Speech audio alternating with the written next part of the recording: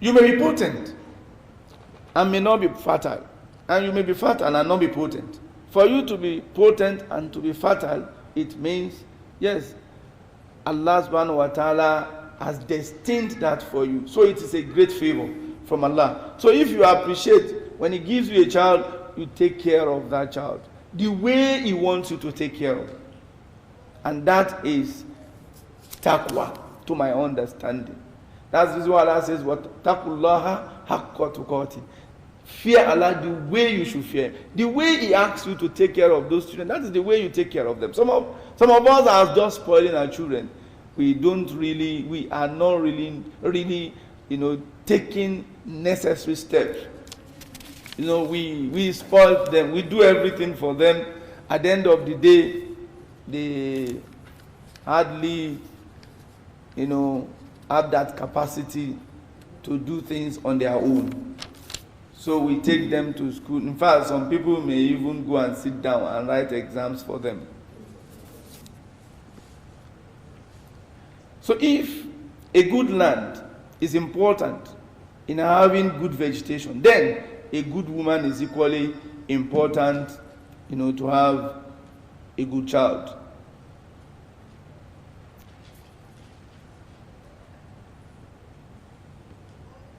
In a normal Islamic environment, it is preferred that a father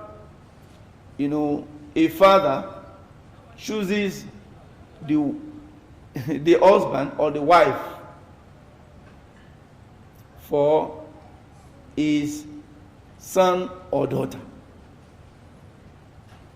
in a good Islamic environment. I remember we were, living with our, madam one day. We went for a particular program inside that compound. And the madam said, Rahmatullah, said yes. Said, this is the person you are going to marry. Rahmat said, never.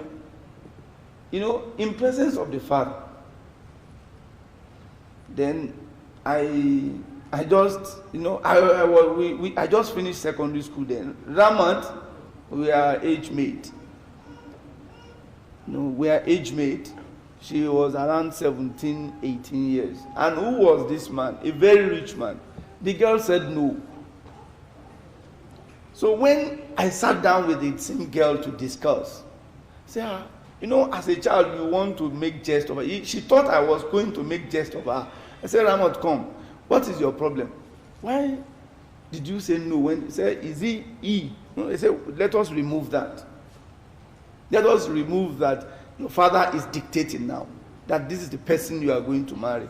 It is not even normal. Even for him to have told you in our presence is even wrong.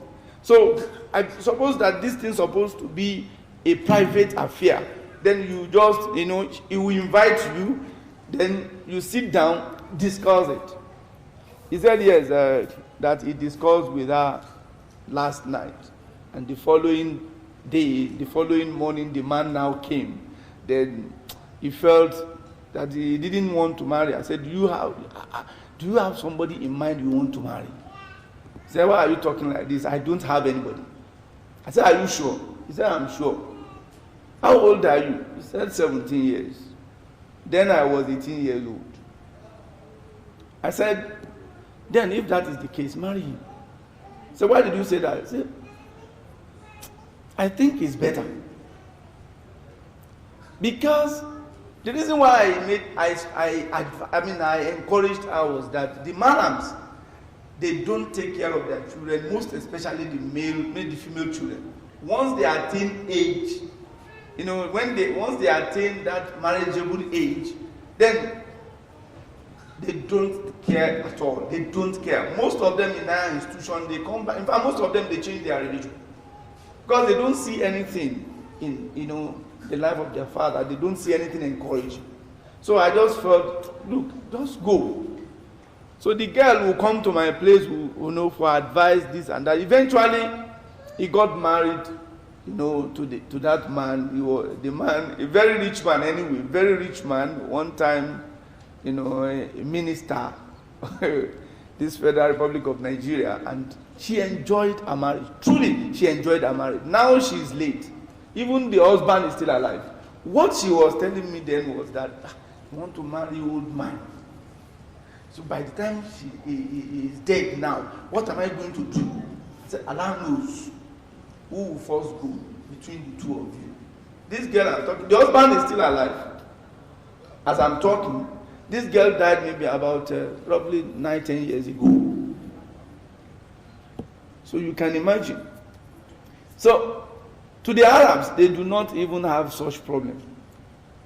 10 years, 20, 12 years, 15 years, 20 years old. Then, during the time of the Prophet, could marry a man of 50, 60. So if Umar radiallahu ta'ala could propose to marry, the daughter of Abu Bakr that was in the womb when the father was passing on, then you consider the age of Umar and consider the age of, the girl he wanted to marry. But these days, we cannot really live like that any longer because of environmental influence. We will get there later. So at the beginning, number one step while searching is prayer. Prayer comes first. That's the reason why Islam recommended istikhara. The first thing you do, istikhara. You pray unto Allah, if this thing will be good for me, for my deen, for my iman, then destine it for me. If it will not, then separate it from me and separate it from, me from it. Separate it from me. You pray sincerely. It is not that, yes, when you know that, yes, your mind, your heart is already inclined, you now begin to pray, and you say, my mind, is always there. That is what we normally have. But when a man comes to you, then the first thing is to pray. But mind you, if your parent, as a parent now, we are better. Most of us, let me say most of us are better than our parents. So you should be able to say, my child, this is what is good for you. We should be able to say, that one, my daughter, no way. My son, no way. You give them reasons. So you are in the best position because you see clearer than them. You are in the best position to say, this is the way to go. Then you advise them, okay, go and pray first. Do istikhara. Mommy, I've done it. So what is it? Nothing. Good. If Allah says it will be good for you, Allah will facilitate it for you. If it is not good for you, Allah knows how to end the journey. That's supposed to be, the approach to marriage.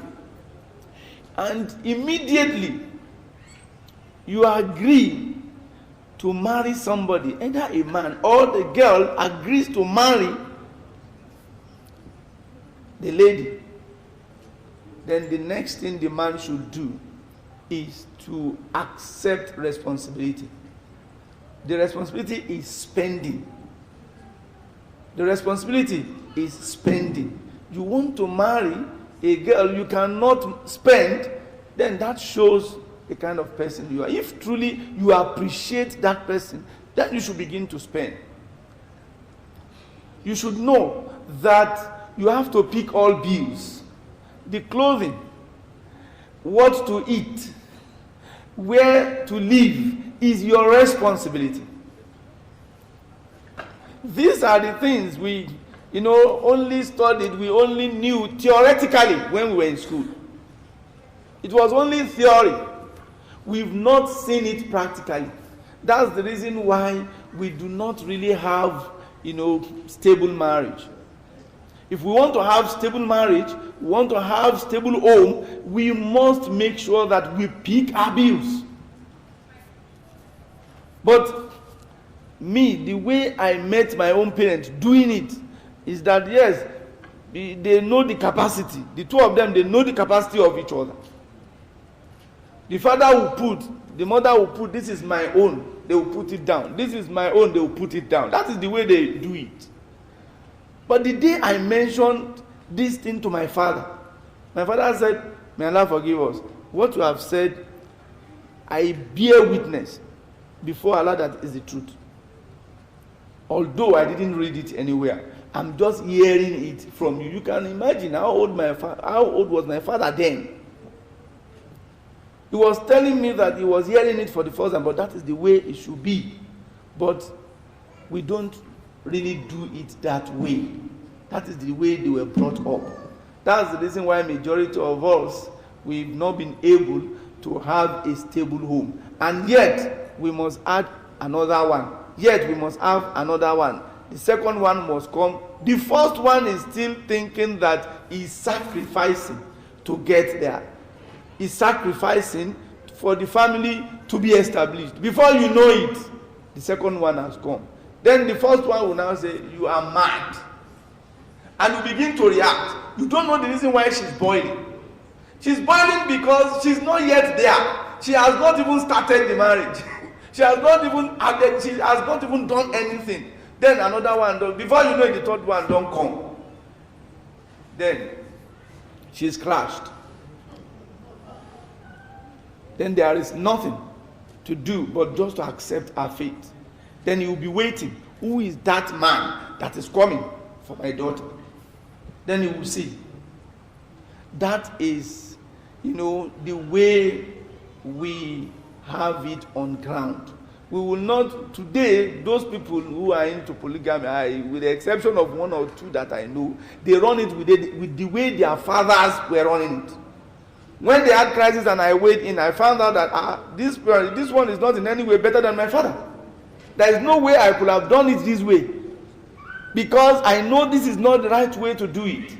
Eventually, the men will leave all the children for their wives, for their wives, that is for their mothers, to take care of them. So that's what brought competition, in the family. So each mother would take care of their children. That is the way our fathers did it, and I witnessed it practically. So this can never produce something better. I think I will have to avoid detailed explanation. So when you begin to spend, then you attain that leadership, stage. That's the reason why Allah says, "Ar-Rijiyar Lemu ala nisa bima fadlallahu ba'dahum ala ba'din wa bima anfaqu min amwalihim." Men, they are the maintainer, the sustainer of women. So they are the leader in the house. With what? That is, Allah has just put that fadlu there. It is a favor from Allah that a man is the head of the family. But not only that, Allah now says, "Fabima anfaku min amwali," and because of what they spend from their wealth. So you spend. When you spend, you become rijal. You become a real man. You are not yet a man when you cannot spend. You cannot pick your bills. You are not yet a man. It is not that man Allah is addressing to marry 2, 3, 4. When you can pick your bills, then you go and marry. And nobody should quote hadith of somebody who was poor and say, go and marry. Go and marry. No prophet now that will tell you that. You only manage with what you see. If tomorrow, yes, things get better, then you move on. So it is not just to compound your problem and now have children that you cannot, cater for. And it is not somebody who is eating don't let me even go there, I'm sorry. These are the desired foundations that must be well placed strategically in every individual's and respective homes and societies or nations in order to feel safe from the evils of the society. So if we know that, yes, we want to be safe from the evils of this society, we must make sure that we follow this pattern. That is this foundation. We must have this foundation in place. When we are talking about parenting, it takes place in the home, in the schools, then environment. People carrying out these roles must have these qualities. One, they must be pious. They must fear Allah. They must have taqwa. They must be good people. Two, they must be visionary. They must have a vision. Their vision must be to attain Jannah. Allah says, "Innama amwalukum wa awladukum fitna, wa anna Allah indahu ajrun azim." Wallahi, that ayah, if not for that ayah, if I have the capacity not to marry, if I stop at the I would say I don't want to marry. I don't even want to have a child. But Allah says the reward is with Him. The big reward, plenty reward, bountiful reward is with Allah. Because you can nurture a child. At the time you nurture the child, you spend everything. You feel that yes, this is the time to pay back. What if Allah takes him away? All your effort, all your resources you put into bringing up this child, Allah will reward you for it. So Allah did not just stop at, innama amwalukum wa awladukum fitna, that your wealth and your children, they are trauma, they are troubles.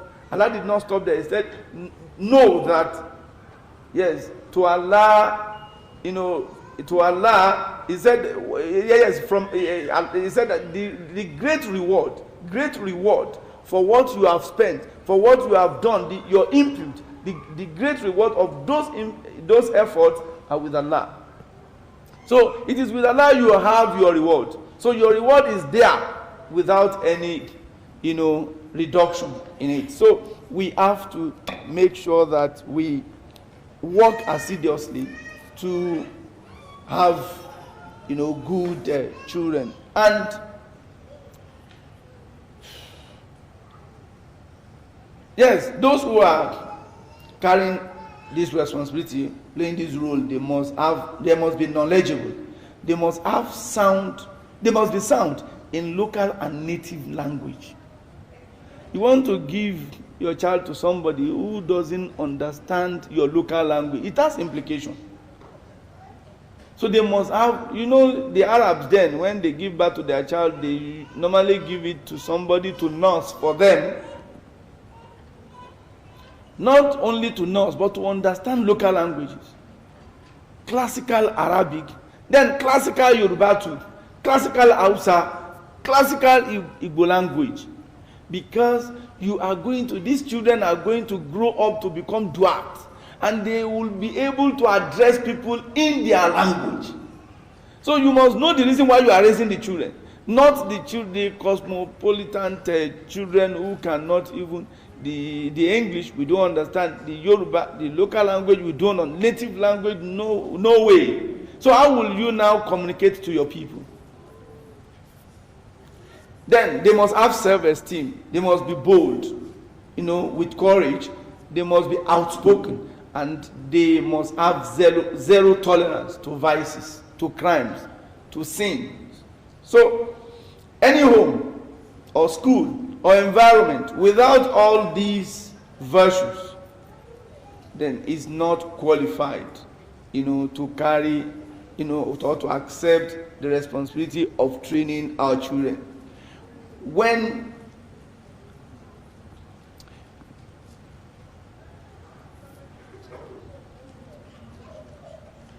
you prepare to have a child, now you have the wife, prepare to have a child. One, you must learn or teach each other the etiquette of sleeping, the etiquette of sex in Islam.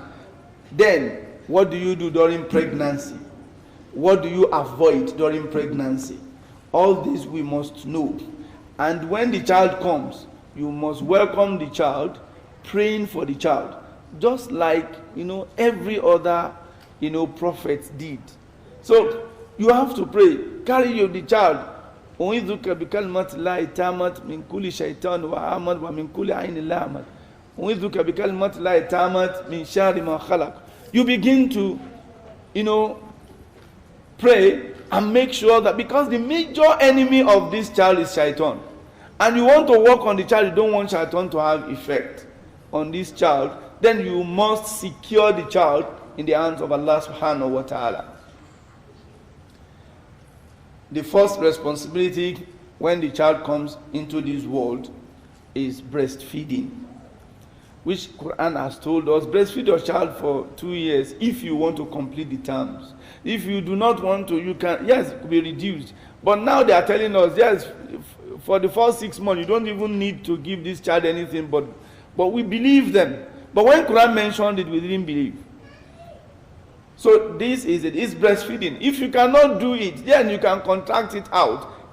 Yes, they had that during the time of the Prophet sallallahu alaihi wasallam. That's the reason why you have foster mothers, then you have foster child, foster brothers, and the rest of them.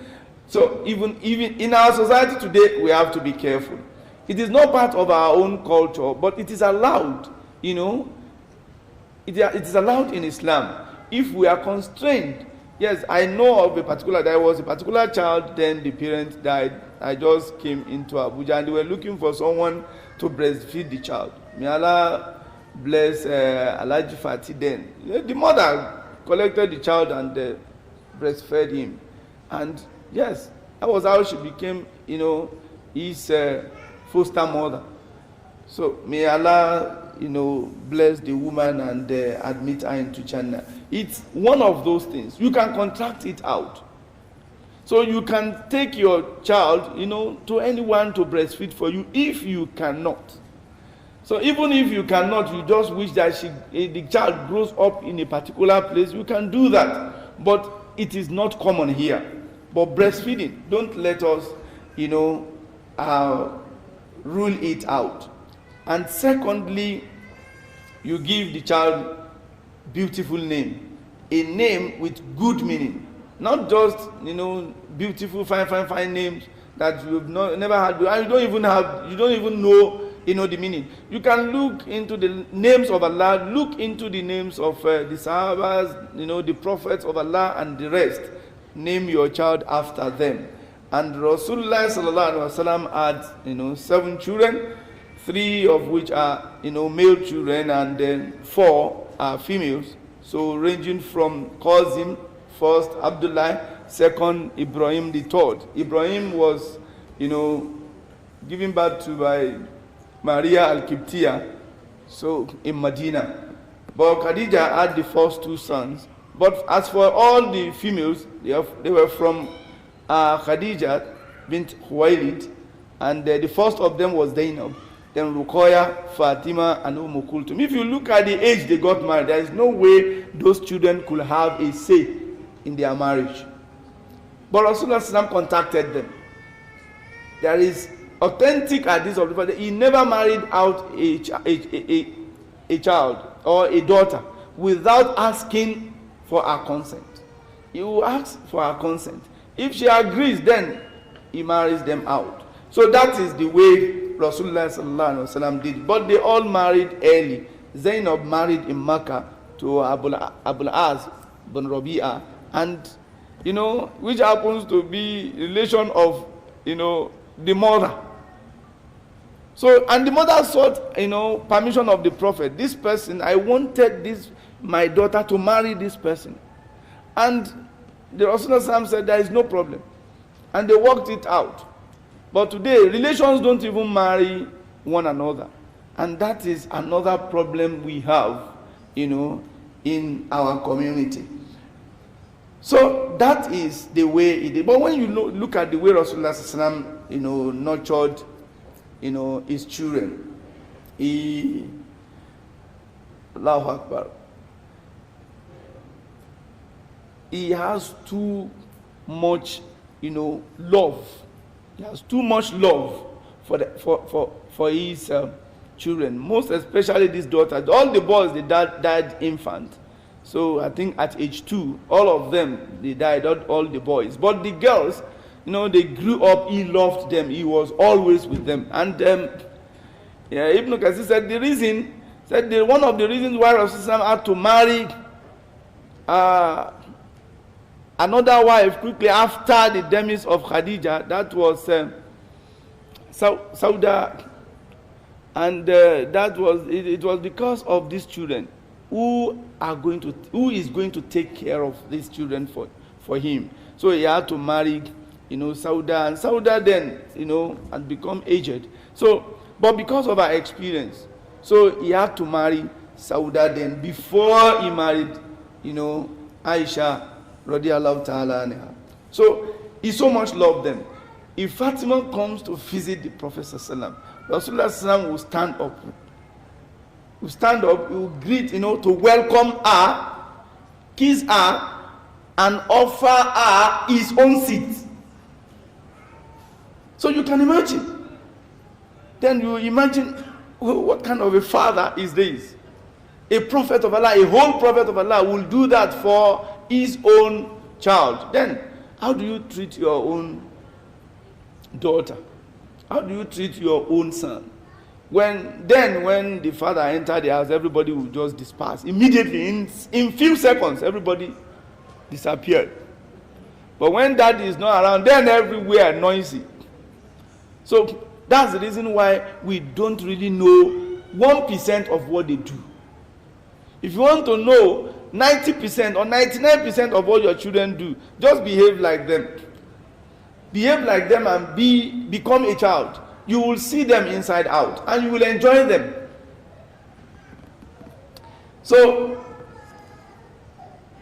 despite that, Rasulullah sallallahu alaihi wasallam will give them that tough training. The training was tough. When it comes to spiritual, he will tell them, look, you have nothing to do. You have nothing to gain in this world. It is in the hereafter. Forget about this world. One day, he went to visit Fatima after her marriage to Ali. Then he saw Fatima with necklace. Then his eye turned red. Why now? Ya Rasulullah, but is this chain, Fatima had to ask, is it haram? But you said we can use it. This necklace, he said, Rasulullah did not talk. Then he left. So the next time he will come, so he didn't see her with the necklace. Now I asked, what about that your necklace? He said, I sold it. What do you use the money? He said, I used it to free a slave. He said, alhamdulillah, and he smiled. You can imagine someone training a child that way. That the necklace itself is not haram. But he didn't want that. He wanted, a daughter to be thinking of her reward in the hereafter. Spend to have something in the hereafter. So that doesn't mean the good things will not fall into their hands in this world, but to make them be conscious of the life after death. Not only that, one day they brought slaves to the Prophet, and somebody now told Fatima, you are suffering too much. Go and meet your father. They just brought some slaves. Go and ask for one. He loves you. He will give you. When he got there, Rasulullah said, Wallahi, I will not give you. Said, Dad, I need this thing. Said, Wallahi. When Rasulullah said, Wallahi, I will not, Fatima knew that he will not. But why is that? I have Alu Sufa here, sleeping on empty stomach. I would rather sell them and use their money to feed this Alu Sufa, the people living inside this mosque. You can imagine that, yes, the preference was there. He said, don't worry, go and be doing Subhanallah 33, Alhamdulillah 33, Allahu Akbar 34. Then you have a strong, body the following day. Don't trouble yourself at all. I will not give you. So you can imagine somebody who loved her daughter that much can deny her certain things. But today we give them everything. We turn ourselves. Even God doesn't give us everything we want. But everything our child asks for, even the one they don't need, we give them. This one, don't worry. When they grow, then later in life they will meet it there. Even if he has gone to steal those things. So this is the way we are today. And Rasulullah was so sensitive towards their feelings. And you will see him expressing anger when the daughters are angry. One day, Ali approached the the Prophet ﷺ and said he wanted to take the daughter of Abu Jahl as the second wife. Rasulullah ﷺ said, yeah, Fatima is part of me. Whoever hurt her hurts me. Wallahi, he denied him. He didn't allow him. And that is a father. But I don't want to go to, when I read the commentary, the comments of the scholars on that, they came with 4 different, but time will not permit us. But one of the, is they said, yeah, this thing is only restricted to the Prophet and Fatima. So no father should say that to, his son-in-law. Meanwhile, Ali, they were from the same family. Ali was brought up in the house of the Prophet. He brought him up. He lived all his life. He lived with the Prophet. And Fatima, her daughter, lived with him. All of them were from the same source. They were brought up from the same source. And Rasul said no. And he had his own reason. So if we begin to give the reasons, say 1, 2, 3, 4, it will be countless. But the issue is, if you don't have the capacity, then be patient. But when you have the capacity, do not hesitate. So he used to offer them gifts every time. In fact, they said there was a day they just came back from a battlefield, and Ali, Ali had not even reached the house. Rasulullah had come to ask for his daughter. Immediately, and when Ali came, he said, Rasulullah just left this place. That's the reason why I know that you people have arrived. Just now, before the husband arrived home, the father had been at home. Sallallahu alayhi wa sallam. So this is a father. So it is important, we understand some of these things. And today when you marry out your daughter, you feel that you have no business with them again. Meanwhile, it is lifelong duty. There is no time you will, all these I'm just mentioning, that is to train the child to have good etiquette, good conduct. That is the behavior of the Muslims. And that is what is called taqwa. You can't learn it outside. You can't learn it from anywhere. No malam can teach you. You see your parents doing good and you follow suit. If they used to do evil, the same way you will, you tend to, follow that evil way. So every good conduct, what I know to be taqwa, a taqwa husnul khulq, is good conduct, good behavior, good character. That is the character, learned by Fatima from our father, Muhammad sallallahu alaihi wasallam. But today, the reason why we have to give, out the responsibility now, transfer the responsibility, is because our children, even we too, we are being moved away from education. What keeps us away from the education? Number one is language. If you cannot speak English, you can't have education in Nigeria. You want to go, like somebody in the video I was said, you want to study animal husbandry. He said, if you don't understand English, do you want to speak English to the animals? I laughed, but later I ruminated over it. I said, we've been food for so long a time. If you want to go and study Yoruba in higher institution, you must have mathematics and English now. Then the question is, what do you want to use that, mathematics and English for? Somebody who is fluent, very good, efficient in Arabic, he cannot do anything except to go to madrasa and teach. And that is the reason why these children are not interested in some of this education. Because it has nothing material to offer them. So if you now want to have control over such a child, then you must think twice. The child is saying, Dad, I can't see anything in this. He said, you must go and study that. You must go to Egypt, go to Sudan and study this thing. Having studied everything and bagged his PhD, he comes back. He now asks him to come and be teaching in the classroom. And even in that class, they do not even appreciate his work. We have many of them here. We have many of them who are victims of this, language barrier. Language problem. So it is important that we understand some of these things. You see somebody, what he understands is just Hausa, but with that Hausa language, he has, mastered a lot of things. He has many things to offer, but he cannot even proceed in his education because he does not understand English.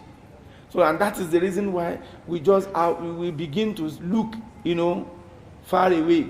Okay, what if you go to this school? What if you go, okay, now that you are proficient in Arabic, there is no problem. Then you can go to Egypt. You can now go to. So that is the reason. So we can no longer learn, easily, or the learning is not even, available, around us here because of the language barrier. Then the content of the education itself, the curriculum. You find out that most of these things is what you can learn. What you can learn in just 1-2 years.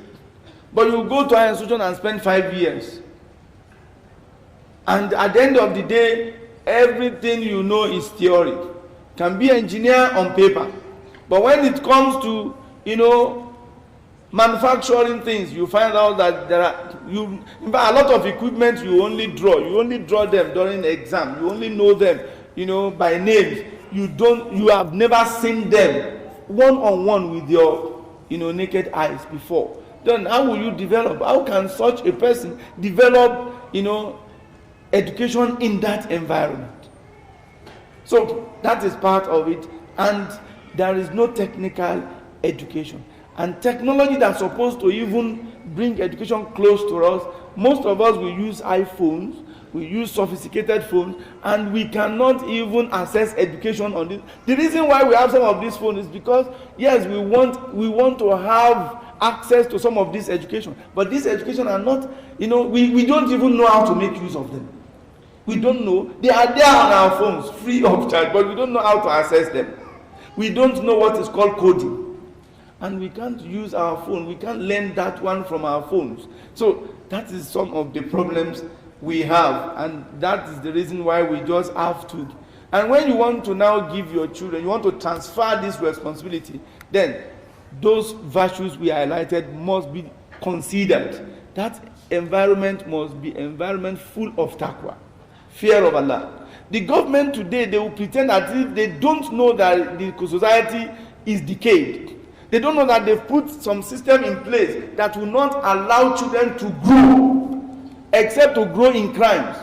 So when they allow Bet Naija everywhere, they allow Naira Bet everywhere, they allow any kind of music, any kind of home videos, and the rest of them, they pretend as if they don't know. But these are the things that are really our problem. That's the reason why you can't leave your children with TV. You can't leave them with telephone. Before you know it, then they begin to abuse them. So because of that, we need to look for a good environment for our children to learn. But to take your children, to transfer the responsibility of training your children to a particular person, it is dangerous. I am a product of Arabic school.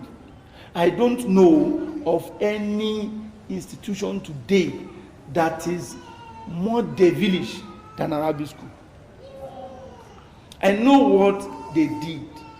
When I was in school, in fact, when I was in Arabic school, I spent not less living with them, living together with my people there. I didn't spend anything less than 9 years. And I was living there at the time I was the head of the school. And I know everything, everybody. And I say, this place is worse than garage. And any attempt to raise voice, then they pack you aside. They know how to deal with their teachers. They know are criminally minded. In fact, before they bring them to Arabic school, the parents too, they know that they are criminals. They don't just take anybody to Arabic school when the child is well behaved. It is the child that is, that is morally bankrupt. They say, look, before we lose hope completely, let us take him to Arabic school. Let him go and spend some time there. And when he comes out, he will just transfer that madness into that environment.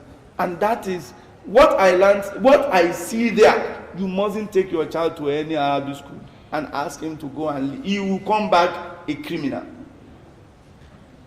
So they called me, one of my friends, the Arabic school I'm talking, one of my friends, I introduced him to the school. His own child, Abdurrahman Ajala, his own child is in the school as I'm talking. He was living, he had his primary, secondary school education in that school. The day I saw him on Facebook and I started interacting with him, I said, in all the traits I had then, he was displaying it. And I told the father that I'm not discouraging you. Yes, it's now sound. Take that child away from that school. Now, he said, is it not too late? He said, it's not too late. Take him away from that school. I know what are obtainable in that place. So, even when I was in the university, I still go to Madula Arabic in Ibadan. I still go to Mad, weekends to go and brush some of these things because I believe it will assist me in my education. I still go there. And I know what they do. When we were in Abeokuta, some people, they were, living with their malams there. By the time we were praying in the mosque, they would be running around, running after lizards, in Oluwo, Abule Oluwo, in Abeokuta. We saw them, we were living witness to what they do. So you want to transfer responsibility, know where you transfer the responsibility to, not just to anyone, anybody who doesn't have what you have. You must be sure that person knows better, is better than the environment, is better than your own environment. He too is better and he has the time. Most of these teachers, they are good, but they do not have time. And they put some of this responsibility in the hands of the product of the school, who is not in any way better, than any of them there. So we need to be very, very careful while transferring. At times, it may be to your parents. Yes, if you have a good parent, a better parent. Yes, your own children can live with them. But there must be, balancing it is the issue. How do you balance it? You don't put a child in a place and you just abandon him there. At least once in 2 months you must be there to know how he's fed. At least. If not every month, if not every week. But if your child,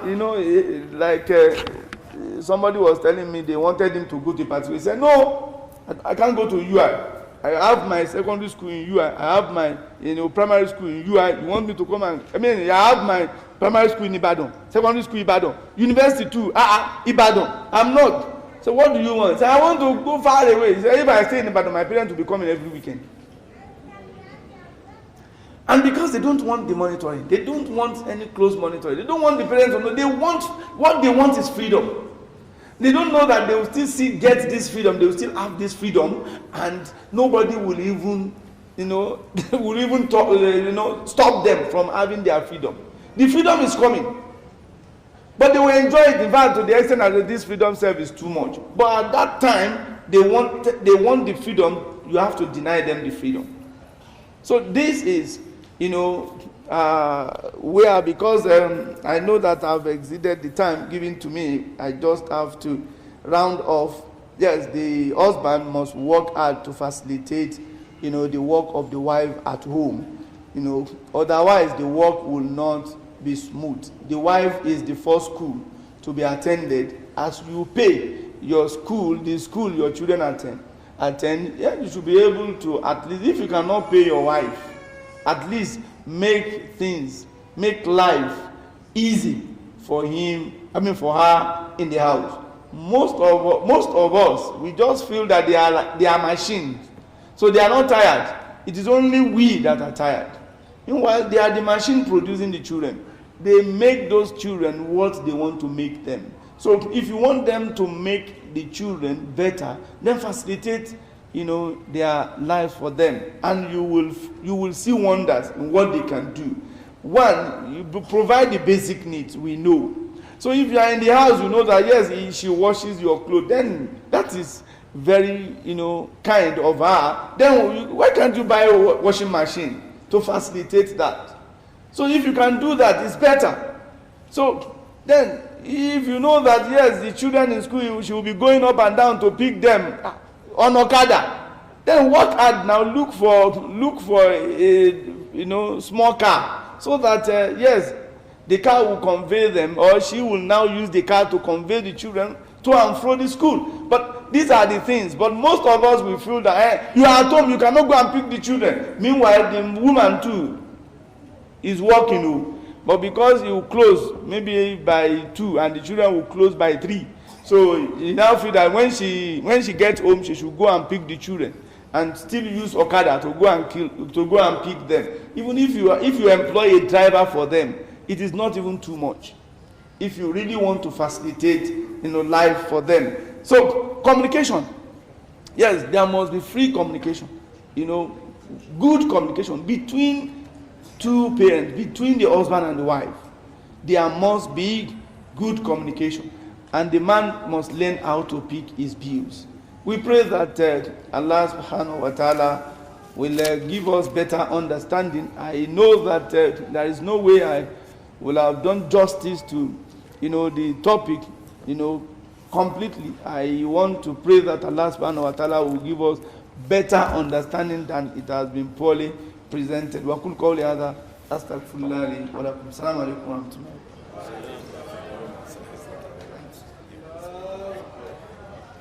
Allahu Akbar.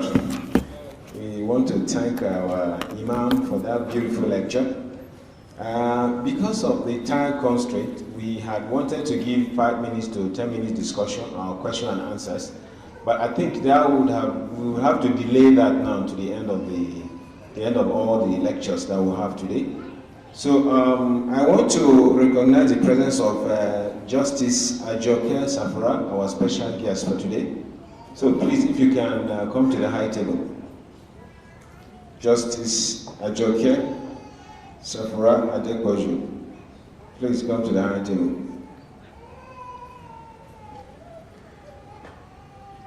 Okay, before I introduce our next lecturer, we have a small announcement for those who are here today. I'm sure some of you came in at the middle of this lecture.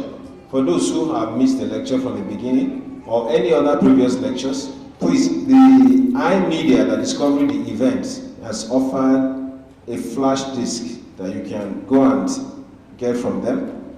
This lecture, the previous lectures, all the lectures that are done in Anur Mosque, as well as all the events of One Ummah, they are all in their flash disk. So if you are going on your way home, you can just talk to them at the gate, and I'm sure they'll tell you how to get it. So our next lecturer is no one else than our Ustaz, Dr. Abdul Fattah Adeyemi, is the CEO of Bainokum Counseling Center, and I'm sure everybody here have seen Sheikh speak. You have seen him lecture, and you have seen him talk. And one thing I just want to add before he gets up is, in today's world, when we look at the internet is full of wisdom. Everybody is a wise person. Have you noticed that? All your friends send you some wise things every day.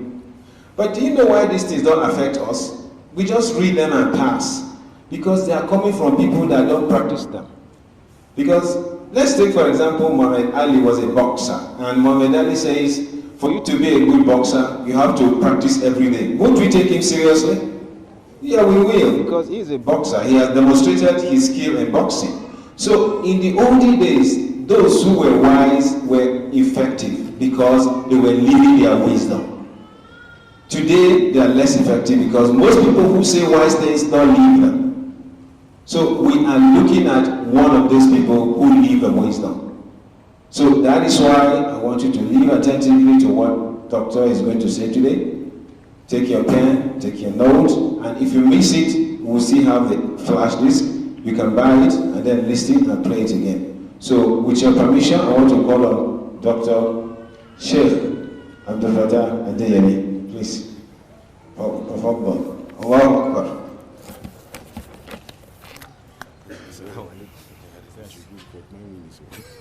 I mean, now I'll give you 1 hour. I may not spend as much.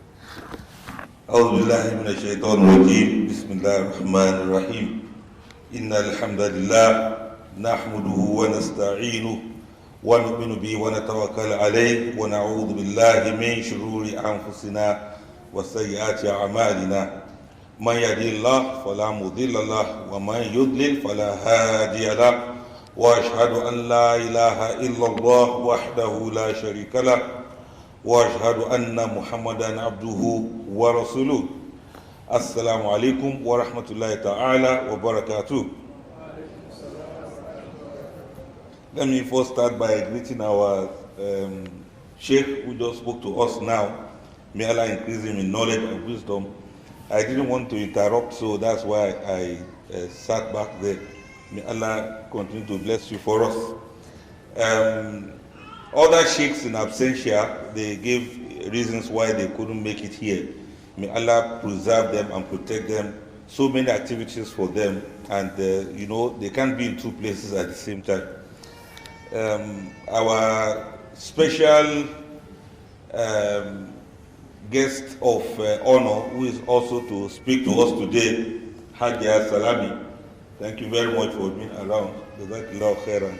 And then our own dear Chief Justice, who happens to be one of the bedrocks of Bainakum Family Counseling Center generally. May Almighty Allah continue to be with her. That's Rijiyar Justice Ajoke Safurat. You are most welcome, Rijiyar. May Allah continue to sustain you.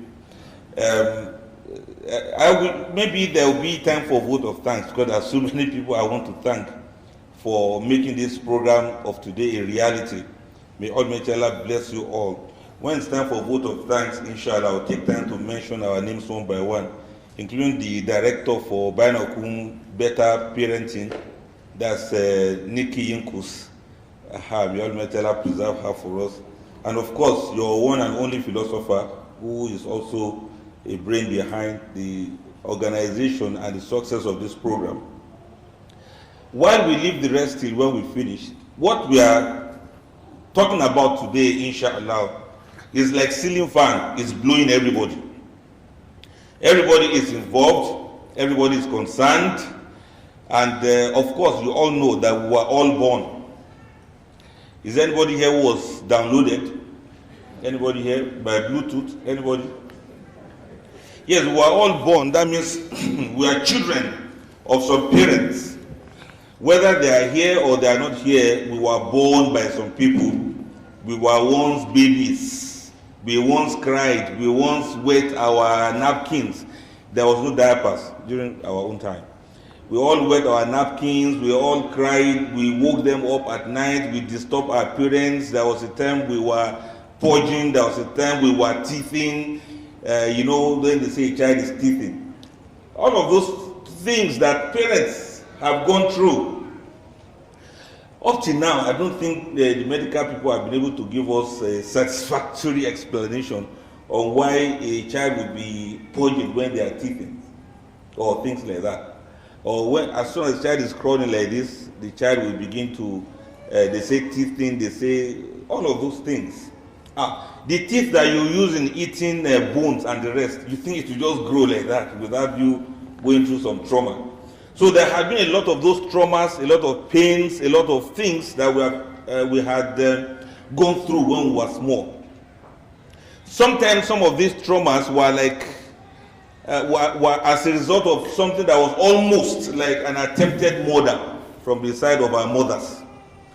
How many people have been force-fed here amongst us? You know that system when you be turned like that, and then they'll put hand like that and they will pour some things inside for you to drink whether you like it or yes. And then you want to cry, then you swallow. You want to cry, you swallow. You can't spit, you keep swallowing and swallowing, whether it was sweet or not. You keep eating and eating, and you keep struggling like somebody who is convulsing. And after all those struggle and everything, you are filled to the brim. And then you see the child at the end of the whole feeding. Some children cannot even cry again. Their eyes will be red. Then they'll be looking at everybody and see people are wicked. Very traumatic, Ya Salam. Some of the things we were eating and drinking, they didn't know then that if they put honey in the agbo for us, it will still work. So they made you drink it bitter. Drink it like that. Oh, yes, salam. Who said if they put honey, it will not work? Hajia, please help us ask those our mothers. It was like attempted murder, actually, as if they wanted to kill us. You must drink it. You must do this. You must do that. Sometimes those things were too harsh. But they thought they were training us. They thought they were trying to make the best out of our lives, you know. They had their good intentions. Up till now, some people have not forgotten those pains. Some people have not forgotten the anger they had. Some people grew up in a very hard and harsh environment. In fact, where they believe that you have to go through some hardship if you must be somebody in life. I don't know how true that is. Is it? There were some hardship that were sometimes not necessary. Honestly, not necessary. If there was anything to be done, you will be made to carry it on your head. You'll be made to, if you dare make any mistake, there are certain things, some punishments. You know this one that will be as if you are prostrating. How many people did it before? And then you raise your hand, you close your eyes, you do time out. People abandon you or they don't talk to you if you have done something wrong. Somehow, it was later discovered, perhaps by the parents or by some of us, that not all children were to be treated the same way. Have you noticed that some parents seem to be very lucky with the kind of children they have? Very lucky parents. And some of these parents, as lucky as they are, their children will do well, they will do fine, they will say, sit down there, the child will sit down. They'll say, don't go anywhere, the child will not go anywhere. They'll say, stop talking, the child will stop talking. They'll say, don't eat, the child will not eat. Have you gone to the neighbor's place and they gave you food and you brought it home and your mother collected and beat you because of that? They say, don't take something from somebody. Don't ask somebody for something. To the extent that so many people did not eat eggs when they were small. They say you'll be spoiled if they give you egg or meat. So when you ate no meat, no egg, oh, yes, salam. I wish they knew that those things were good for our brain development. They didn't know, or maybe if they knew, but they felt no. If you are giving your child eggs, you want him to be a thief. That way we didn't eat some of the things we were supposed to have eaten.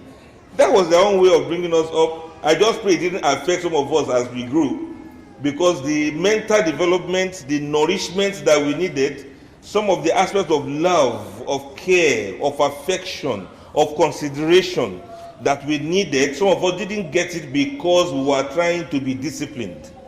It had its pros and it had the cons. Some of these things are still affecting us up till now as we speak. Some of us grew up with some elements of fear and timidity. And some of us grew up with too much courage and too much advancement that made us to, do some things we were not supposed to do. Oh, Allah have mercy on us. Some of us, we grew up to be too smart to be rich, too smart to be happy, too smart to enjoy peace of mind. We were brought up in some environments that were too harsh for us. So we grew up, got married, and we expect to have harsh environment for our children too. Because we felt if we don't do that, the children will not do well. Honestly, brothers and sisters, child upbringing is complicated. It's a serious business. It's a serious matter. Some people got it right and they be like, yes, I'm a parent. Don't know, that's my child, that's my son. It's easy to make mouth when Allah has helped you to bring up a good child. And for some people who tried their best and the children didn't do very well, they feel dejected, they feel bad, they feel as if they were failures. Let me tell you, nobody is a failure. And nobody is a hero either. Children are just children. They are very mysterious. Sometimes they can be very strange. Sometimes they can be trainable, sometimes they are not trainable. Sometimes you will just be doing things you will think it's your influence that's making those children to do well. Sometimes they just make you feel happy as if you are the best of all parents. And sometimes they make you understand that, look, anything you like, just do. We will be whoever we are going to be. Sometimes these children make you to even doubt destiny. People will be like, hey, how is this thing going to be? Sometimes they make you doubt to make you doubt that prayers can be answered. And sometimes they just make you to recurse to destiny, JJ on your own. You be like, I've done my best. Everybody's destiny is on their necks. Oh, Allah have mercy on us. Now, let's quickly do something now. I want us to look at the Quran and other scriptures of Islam. For you to, in fact, I hope that at the end of this my talk, you are all going to be convinced that except with Allah's mercy, nobody can be boastful of being the best of parents. The main thing you may need to do is just to do your best. Just try your best. And this best is what everybody must strive to do. When you have done your best, then you leave the rest for Almighty Allah subhanahu wa ta'ala. There's one very beautiful thing I do enjoy a lot about the Quran.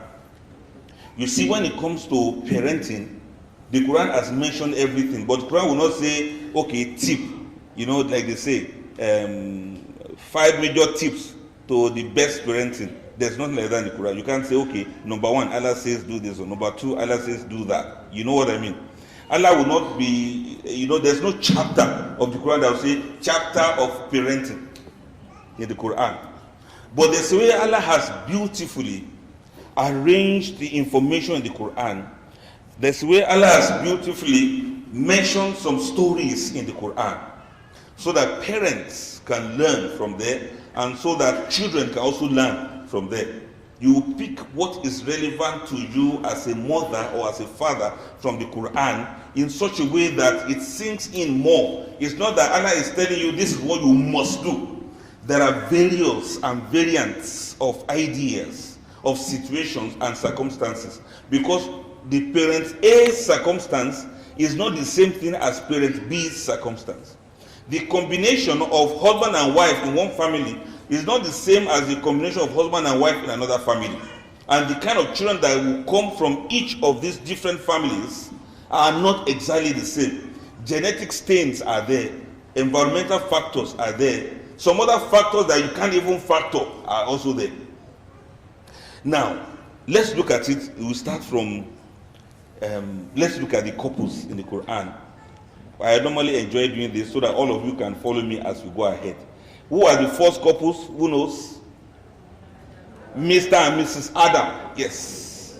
There was no Hajj, then we'll call Al-Haji and Al-Hajja and Hajia Adams. Mr. and Mrs. Adam. How many children did they have? How many children? They had plenty, beaucoup, plenty children. And at the end of it all, they had 2 sets of twins, 40 times. 2 sets of twins, 40 times. Twins, boy and girl, times 40. Almighty Allah subhanahu wa ta'ala tells us in many verses, and of course, let me quickly share this.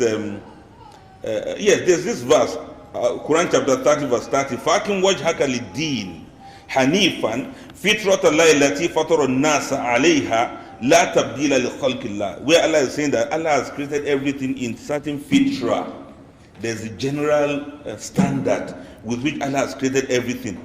And the Prophet ﷺ said that thing is called the fitra. That's innate nature of everyone. Then the Prophet said, Kullu mawludin, everybody that is born, every child that is born, yuladu ala al-fitra, has been born on the fitra of Islam. Therefore, you have bidanihi, wa yunassiranihi, wa yumajjisanihi, kama tuladu bahimatan jam'aha, al tuhissuna fiha min jad'a. The Prophet said, every child is born on the fitra. It's only the parent who turn the child to Jew, Christian, to Zoroastrian, to anyhow they want.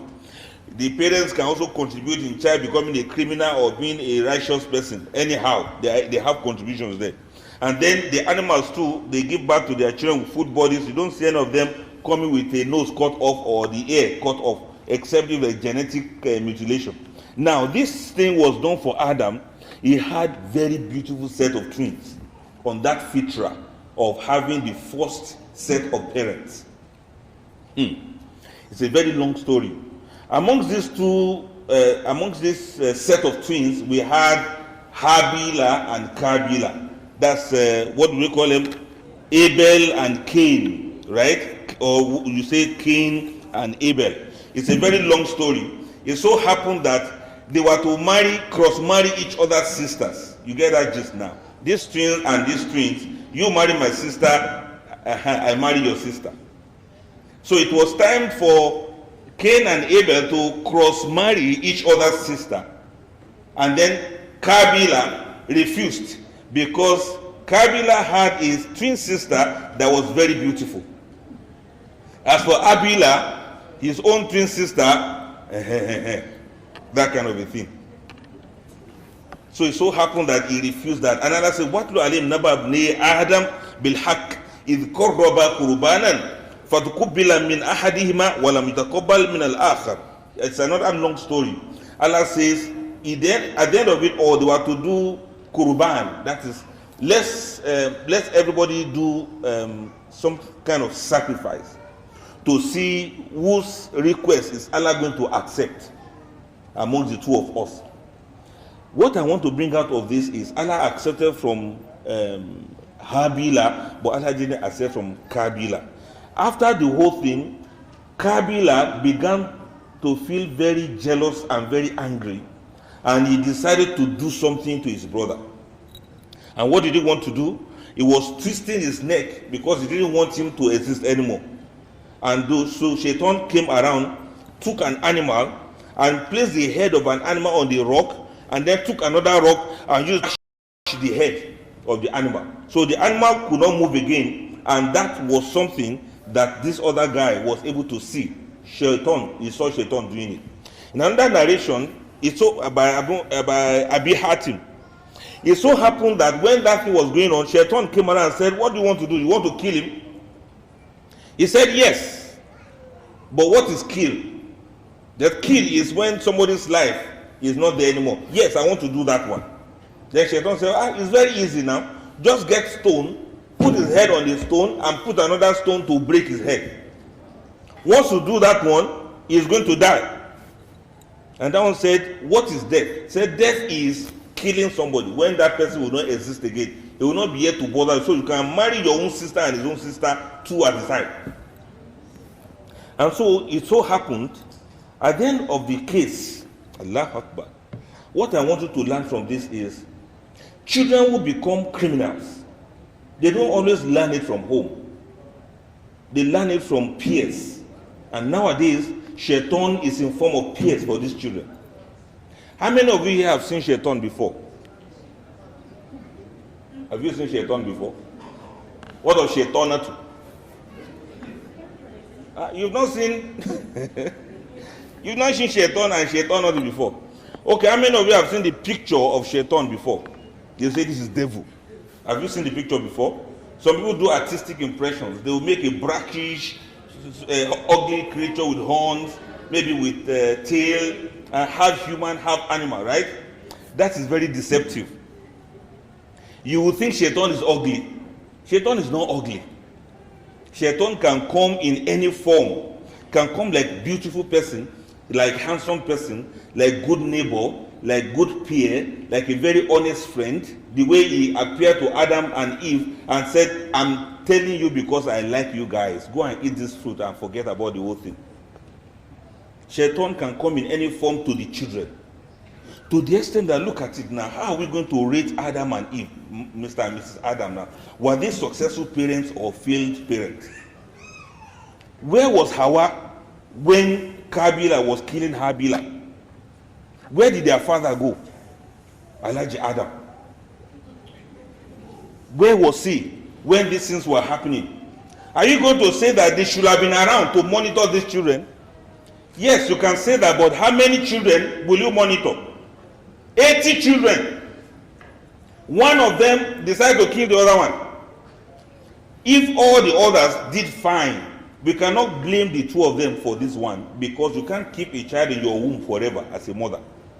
And as a father, you can't use rope to tie your child to yourself wherever you are going. There's always shaitan out there. Shaitan is always there that will show them how to smoke. Shaitan is there that will show them how to drink, that will show them how to play bets, that will show them how to cheat, that will show them how to lie. Shaitan is always there to introduce them into criminality. So as parents, don't forget, Shaitan lurks around. If it could happen to Mr. and Mrs. Adam, who are we that Shaitan will not appear and obtain whatever thing you think you have put in place for your children? May Allah save us from that. May Allah save us from that. So hold that in your hands. Shaitan is always out there. A child was accused of smoking marijuana, and the father said all his life, not even cigarette, he had never smoked it before. So you wonder where this child got it from. I said, there's shaitan outside now. And these children, they believe their peers more than they believe you, the parents. They trust their friends more than they trust you. It's whatever their friends tell them that they think is it. But you, parents, they think you are old school, as if you can't understand.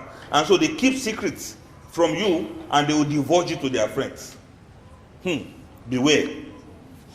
Let's look at another couple, Mr. and Mrs. Noah. Do you know them? You know them, ba?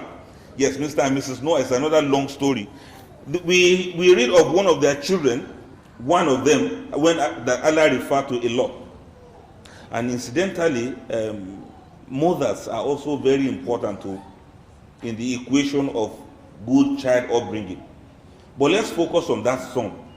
When Noah was told to build an ark, he finished everything. Allah says, "Hatta idha jaa amruna wa farat an-nur, kulna ihmil fiha min kulli zawjayn ithnayn wa ahlaka illa man sabaqa alayhi al-qawl wa man amana wa ma amana ma'ahu illa qalil." Allah asked him to build the ark, and then the rain began to fall, and Allah said, put males and female animals inside the ark. Now, after all that said and done, he saw that his child was not there. And he said to his child, when he saw him in the distance, said, "Well, call her Kabu Fiya." Allah said to him, "Climb onto the ark. Bismillah majram sa inna rabbi la ghafur rahim." And it went on like that, and then he saw his child. He said, "Oh my son," Allahu Akbar. "Wanada nuhu nibnahu wa kana fi ma'zilin. Ya bunay yarkab ma'na." "Oh my son, come and enter this ark with us." You know what he said? He said, "Qala sa'awi ila al-jabal." Don't worry, I will climb that mountain there. Yasimuni min al-ma'i. That's going to protect me from this water. And the father said, "Qala la asim al-yama min amrillah illa man rahim wa hala baynahuma al-mawj fa kana min al-mughraqin." He refused to follow the father, and the father said, "There's nobody that can save anybody today except Allah himself." I want to ask you now, after the whole thing, he was saying, "Oh my Lord, my son was amongst those who are being destroyed." Allah said, "No, he's no longer your child. You may be a prophet truly, but that doesn't mean you are going to bring everybody you need into your ark. It's not everybody that you love that can be saved." Allahu Akbar, Allahu Akbar kabira. Oh, he said, "Oh my Lord, inna ibni min ahli wa inna wa'daka al-haqqu anta ahkamul hakimin." Oh Allah, this is one of my children, and he's one of my household. Why does he have to go like that? And Allah said, "No, he is not your child." And he said, "Oh Allah, I seek refuge in you from asking you about what I know nothing about." In other words, that means it was not my power, and I've got to realize that now. How are we going to judge Noah, alayhi salatu wasalam? Will you say he was a failed parent or a successful parent? That means, if you like, be a prophet. If your child will not follow you, he will not follow you. The only thing you must do is to give all the necessary tarbiyah that you can give. And when the child has reached that age that he could climb mountain by himself, that means he has reached that age that he feels he is smart. Look at the reason he gave his father. He said, "I'm going to climb that mountain to protect me from this water of yours." Oh, he has reached that extent that he thinks is reasonable, and he knows what is good for him. Then there's nothing you can do about it. The only thing is that even being a prophet, you still had to have done your best. And that's exactly what Anabi Noah did. Where was the mother all this while? The mother didn't enter into the ark with him either. Possibly followed the mother. The boy possibly followed the mother. We don't know exactly how it happened, but we know that the mother and the child did not enter the ark. So brothers, none of you is a prophet. You are just a Muslim like any other person. You must do your best and you leave the rest to Allah. Let's quickly look at another couple in the Quran. Are you with me? Mr. and Mrs. Ibrahim. Are you there? Mr. and Mrs. Ibrahim, alhamdulillah, these ones, Allah gave them the children of Al-Barakah. Allah Akbar.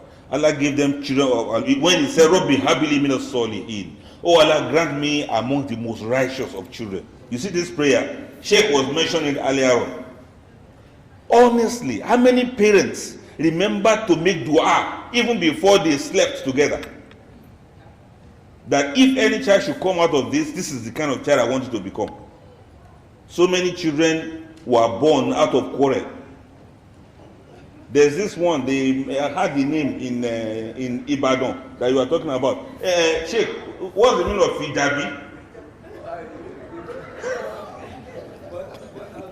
Born out of quarrel. Some children were conceived out of oppression. The mother was being oppressed as at that moment. Now, that's another one. Subhanallah. People will even name the child after the circumstance of conceiving that child. Subhanallah. Yeah, Adelaja. That means the child came and settled quarrel. Excuse me. Innocent child. You even made him to know that, look, we were quarreling before you were born.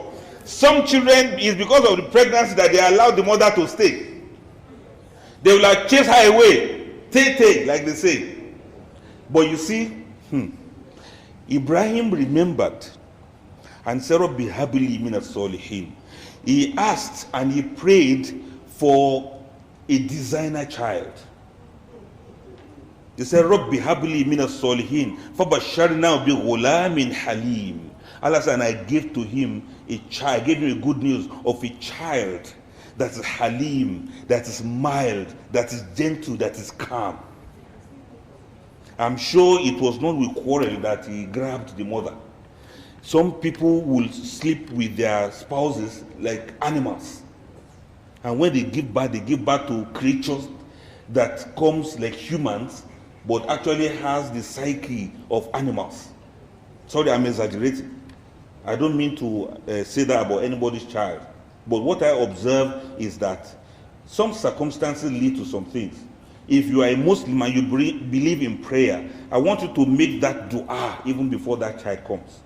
And we learned that from Ibrahim, and Ibrahim did not regret it.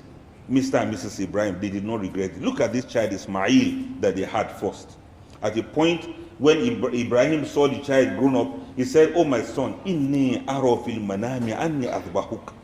I can imagine that kind of discussion, father and son. They sat down together and they were discussing. And he wanted to seek his advice. He said, my son, I saw in my dream that I am supposed to slaughter you. Fanzuru mother Taro. What's your opinion about this? Qala, he said, oh my father, if alma tu'mar, go ahead and carry out what you have been instructed to do. Satajiduni inshallah min as-sabirin. Inshallah, I'm going to cooperate with you in anything Allah asks you to do. That was a designer child. But mind you, where's the mother? He took the kind of mother that, what was her name? Hajara was, to have been able to give birth to this kind of a child. Look at it very well. It takes two. It has to take a righteous mother in combination with a righteous father to have been able to produce this one. And especially the dua part of it. Don't take chances in anything. If you're a believer, you're a believer. If you believe in prayer, believe in prayer. Make your prayers and set your mind in it. Pray with your emotions, with your feelings, with what you want and what you need from Almighty Allah. Pray and express it to the universe, so to speak, so that a good child will be manifested into your life. Your mindset and your feelings and your emotion at the time of conception, we may not have scientific proof for it, but we believe strongly that it works in shaping the character of that child you are going to give birth to. When the mother is pregnant in the womb, now look at it, make a projection. Now the father prayed even before they met. When the pregnancy comes, this pregnancy was not treated as something unwanted. This pregnancy was taken, was accepted, and I'm sure the mother was well taken care of. There are some nutritions, apart from the physiological thing, there are the mental nutrition, so to speak, for a woman that is pregnant, so that the child will not come out becoming something else. And Allah knows best. Let's quickly move to another parent now. Are you with me? Let's go to Mr. and Mrs. Yaqub. In Quran chapter, I think Surah you see in Surah Al-Baqarah something about them, and then you see Surah Yusuf itself. Mr. and Mrs. Yaqub were the ones who gave birth to Yusuf and Bunyamin, and then there were 10 others. 10 others. I want to summarize it. I would have given you most of the references, but you see that in Surah Yusuf especially. When Allah says, لَقَدْ كَانَ فِي يُوسُفَ وَإِخْوَتِهِ آيَاتٌ لِلسَّائِلِينَ. Indeed, in the story of Yusuf, you see a lot of signs. Yusuf and his brother, signs for those who want to ask. Who want to ask about what? Who want to ask about everything, including child upbringing. Look at it this way. A prophet, Yaqub, gave birth to his child. And I believe that he gave these children the best of tarbiyah that he could. But out of the 12, 10 of them went one way and 2 of them went another way. Yusuf and Bunyamin happened to have been from another parent, another mother. The biblical people call her Rachel. That's the mother of Yusuf and Bunyamin that people call Benjamin. As for the remaining 10, their mother's name is not mentioned. But we know that whatever tarbiyah, whatever upbringing that Anabi Yaqub gave to Bunyamin and Yusuf, he also gave to those 10 as well. But this is one very strange thing, very interesting thing about how Allah does his thing. You know that Yusuf left the father's place when he was much young.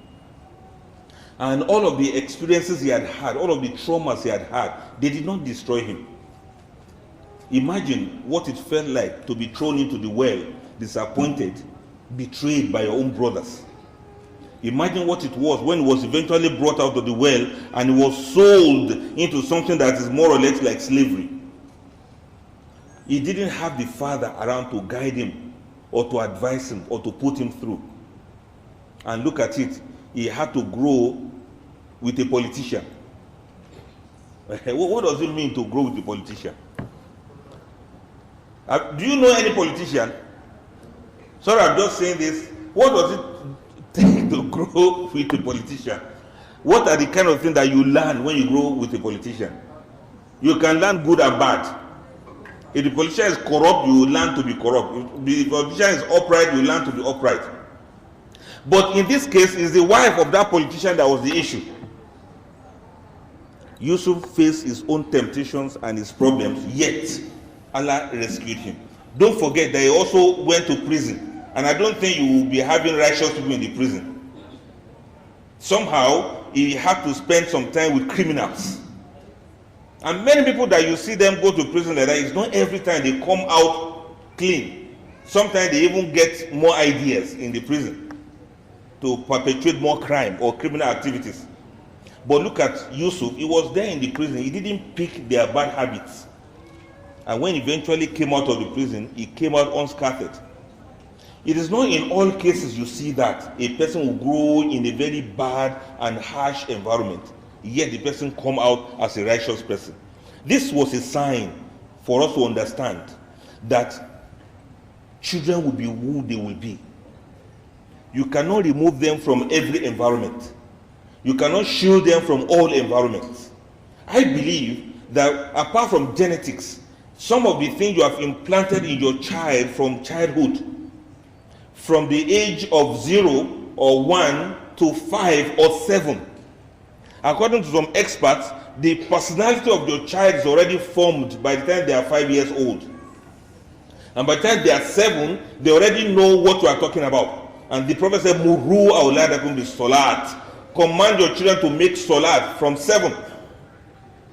They may be playing all around, but by 7, you must command them to make salat. If by 10 they don't pray, then you have to chastise them. That child has been touched by shaitan. You have to beat shaitan out of the child if you have to. Because any child that grows like that and the personality is not formed well enough. Look, if you don't do that at the age of 10, the security agents will help you to do that when he becomes a grown-up. I.e., they will lock him up in prison somewhere or will find the way or discipline him in another place. Now, this is very, very spectacular for us to understand that you cannot always shield your children as they are growing, but please, when they are very small like that, the little time that Yaqub and Yusuf spent together as father and son, I believe it really shaped everything that he became, to the extent that even when he was in the palace, where he could do a lot of immoral things without anybody knowing, he still preferred to be righteous, even though the parents were not there. Even when he was in prison, he still preferred to uphold righteousness, even when there was nobody there to control him. Take note of this and learn that from Mr. and Mrs. Yaqub. Should we go ahead now? Let's see if we can rush some more. Let's go to Mr. and Mrs. Shu'aib. Do you know Anabi Shu'aib? The one that was sent to the people of Midian. You remember? Shu'aib did not have male children. All he had were daughters. And the Quran tells us about 2 of his daughters. Do you remember that story? Yes. It was a time when they went to fetch water at somewhere far away. And Musa, it was that time that Anabi Musa was running away from the Bani Israel. You remember that story? And he got to a place, he rested, and he saw these girls wanting to fetch water, nobody to assist them. He moved closer to them and said, "Can I help you? Why are you here? You are girls. Look at hefty men all around." They said, "Our father is Abana Sheikhun Kabir. Our father is old and there's no male children in our family." He said, "Okay, wait here, let me assist you." He assisted them, helped them to fetch water for their flocks in good time. And when they got back home, their father was like, "You came back so early. What happened?" They said, "We saw one man there and the man assisted us to do this." He said, "Go and bring that man." And the Quran said, فَجَاءَتُ إِحْدَاهُمَا تَمْشِي عَلَى اسْتِحْيَاءٍ. And one of these girls came walking shyly, walking with modesty. Allahu Akbar. Qalat, and she said, "Inna abi yad'uka liyajziyaka ajra ma saqaita lana."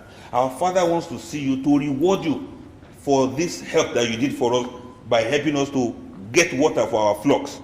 Allahu Akbar, Allahu Akbar kabira, Allahu Akbar kabira. فَلَمَّا جَاءَهُ وَقَصَّ عَلَيْهِ الْقَصَص قَالَ لَا تَخَفْ نَجَوْتَ مِنَ الْقَوْمِ الظَّالِمِينَ قَالَتْ إِحْدَاهُمَا يَا أَبَتِ اسْتَأْجِرْهُ إِنَّ خَيْرَ مَنِ اسْتَأْجَرْتَ الْقَوِيُّ الْأَمِينُ. And this girl, when he eventually got to their father, the father said, the girl said, "Oh my father, ista'jiru, hire this man. Inna khayra man ista'jarta al-qawiyyu al-amin, because the best person you can hire is al-qawiyyu, a strong man, al-amin, that's also trustworthy." This is a very long story, but I want us to understand, Allahu Akbar, I want us to understand that it so happened that the Quran took time to describe the nature of this girl. She came istihya'in. You will know that this is somebody who has terbiyah, a girl that is well trained and well brought up by the parents. Though Shu'aib was a prophet, Allah still helped him to bring up these children, these girls. If Allah give you only females, please work hard on them. Give them these things. I'm not talking about girls who go around roaming the street. We're not talking about girls who don't know how to talk to anyone. We're not talking about those who are harsh and brash. We're not talking about girls who, because they want to be like men, they want to do certain things that are not honorable for women to do. The nature of that description shows exactly the kind of girl that these girls were, or the kind of people that these girls were. And Almighty Allah made it to be that. There's one statement of Abdullah ibn Mas'ud, Allahu Akbar, when he was talking about people who had the most that sense of discernment, people who can know the right thing from the wrong thing. He mentioned 3. Number 1 is Abu Bakr Siddiq, when he was advising the Prophet to, let's pray that this Umar will come to Islam. That time Umar ibn Khattab had not accepted Islam. He said there are some good qualities in him. If this person can come into Islam, Islam will be better for it. That is, for people to see someone and say, this person has quality. There's something they call potential. Potential, you all know what it is.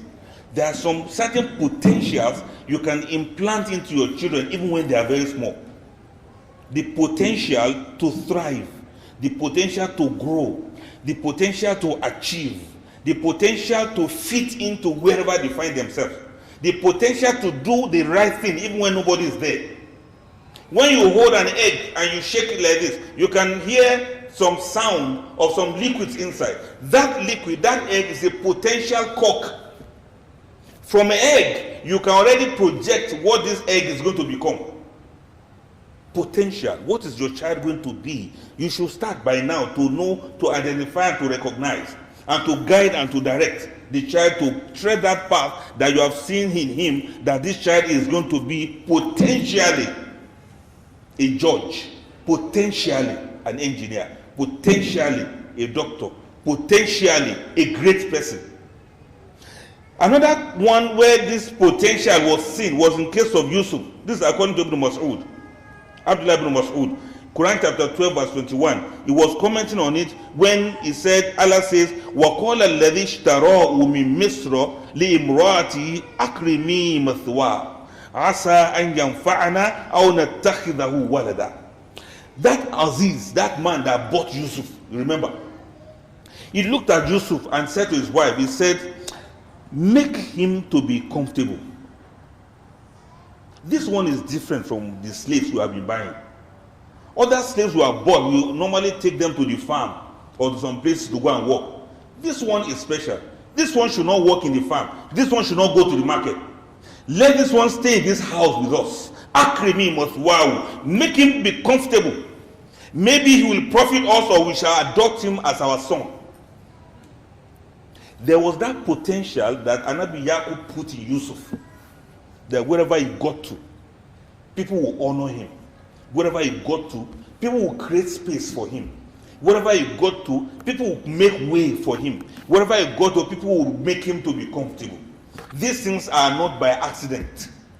Whatever the parents have done, sometimes follow some children about. There are some children that are going about with curses. There is this thing they call floating curse.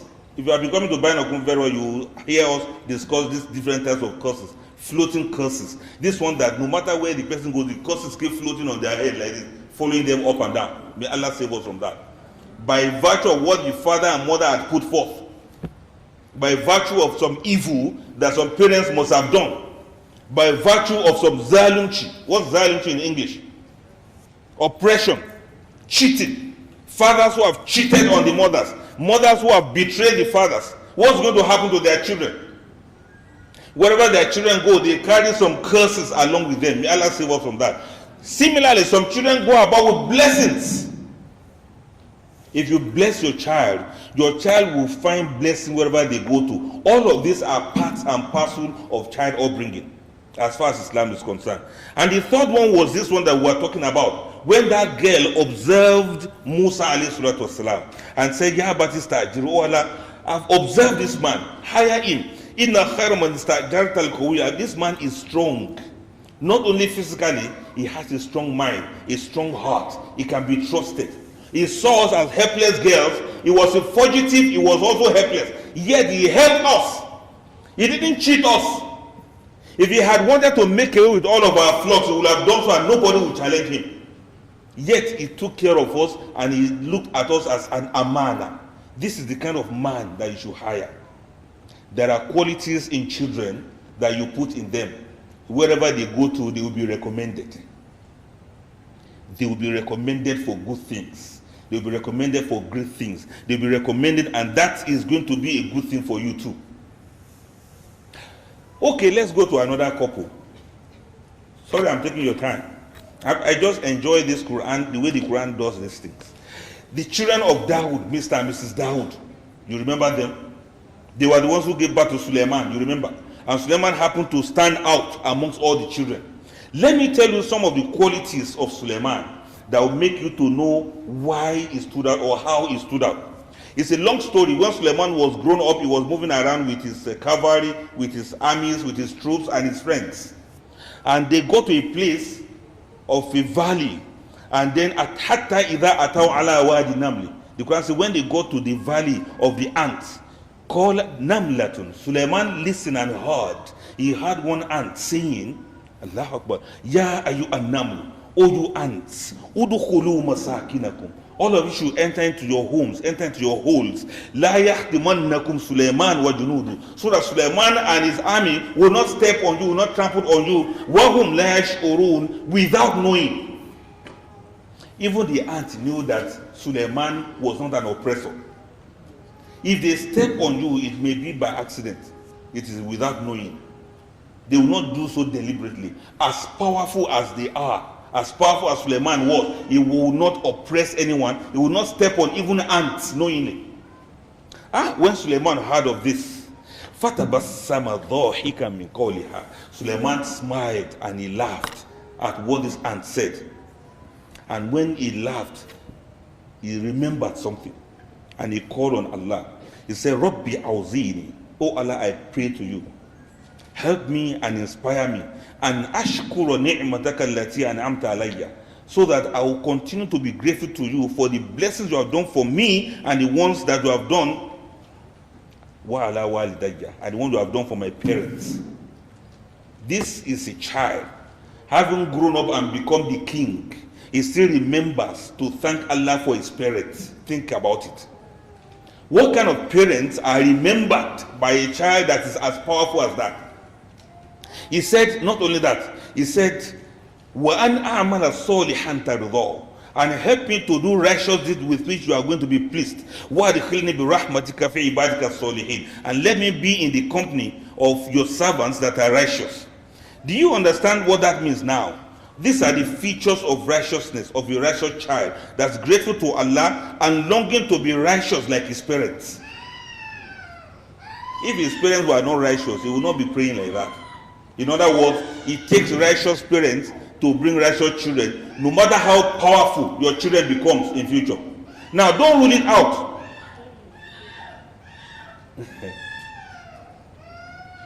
How many of you attended lecture when you were small like that baby?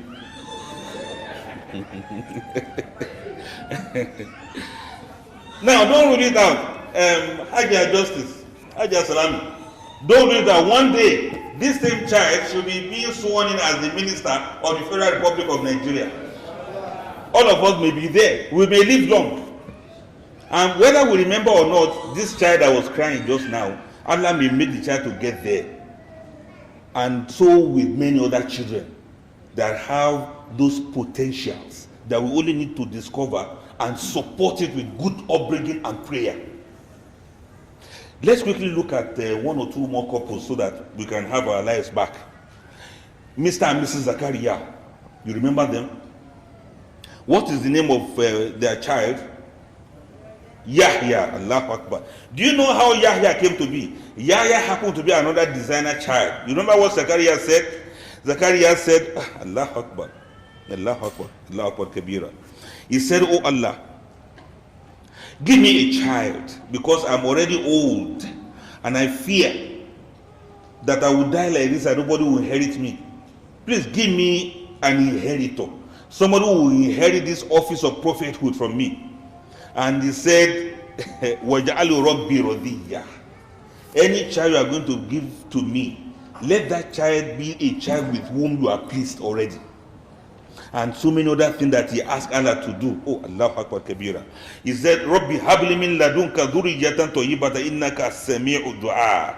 فنادت الملائكة وهو قائم يصلي في المحراب أن الله يبشرك بيحيى مصدقا بكلمة من الله وسيدا وحصورا ونبيا من الصالحين. Even if you don't know the meaning, you see me counting, these are the qualities that he already prayed for and Allah gave to him. All of these qualities gave his child. Allah says this child is Yahya khudhil kitab biquwwa wa ataynahu al-hukma sabiyya. When Yahya came, Allah revealed to Yahya, Allah said, hold on to the book, hold on to the book of Allah, the way your father has bequeathed it to you.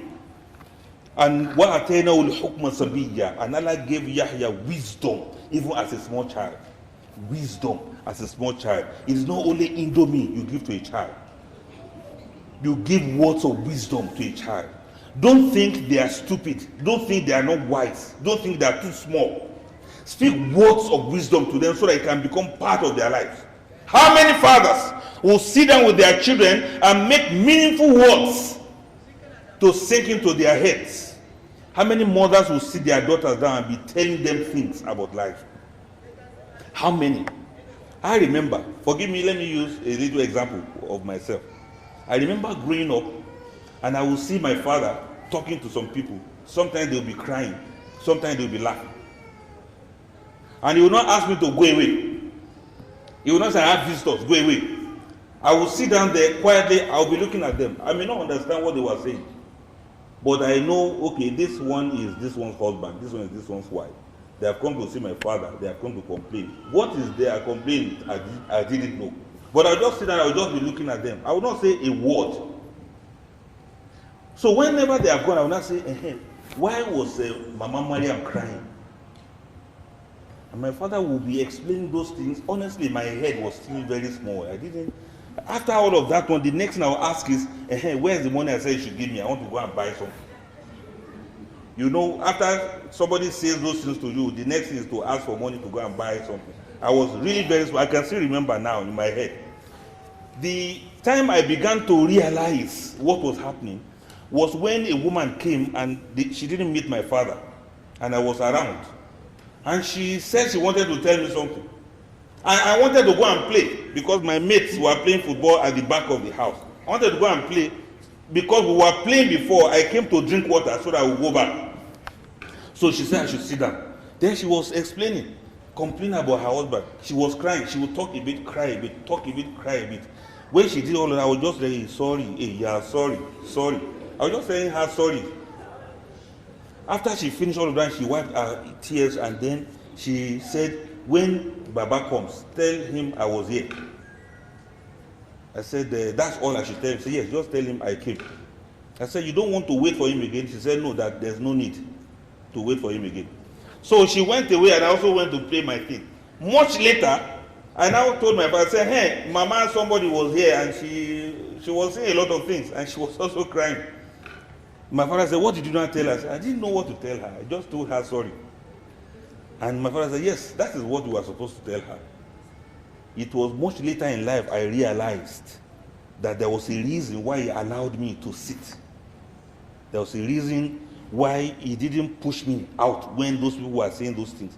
I didn't realize that those experiences will form part of my life as I grew.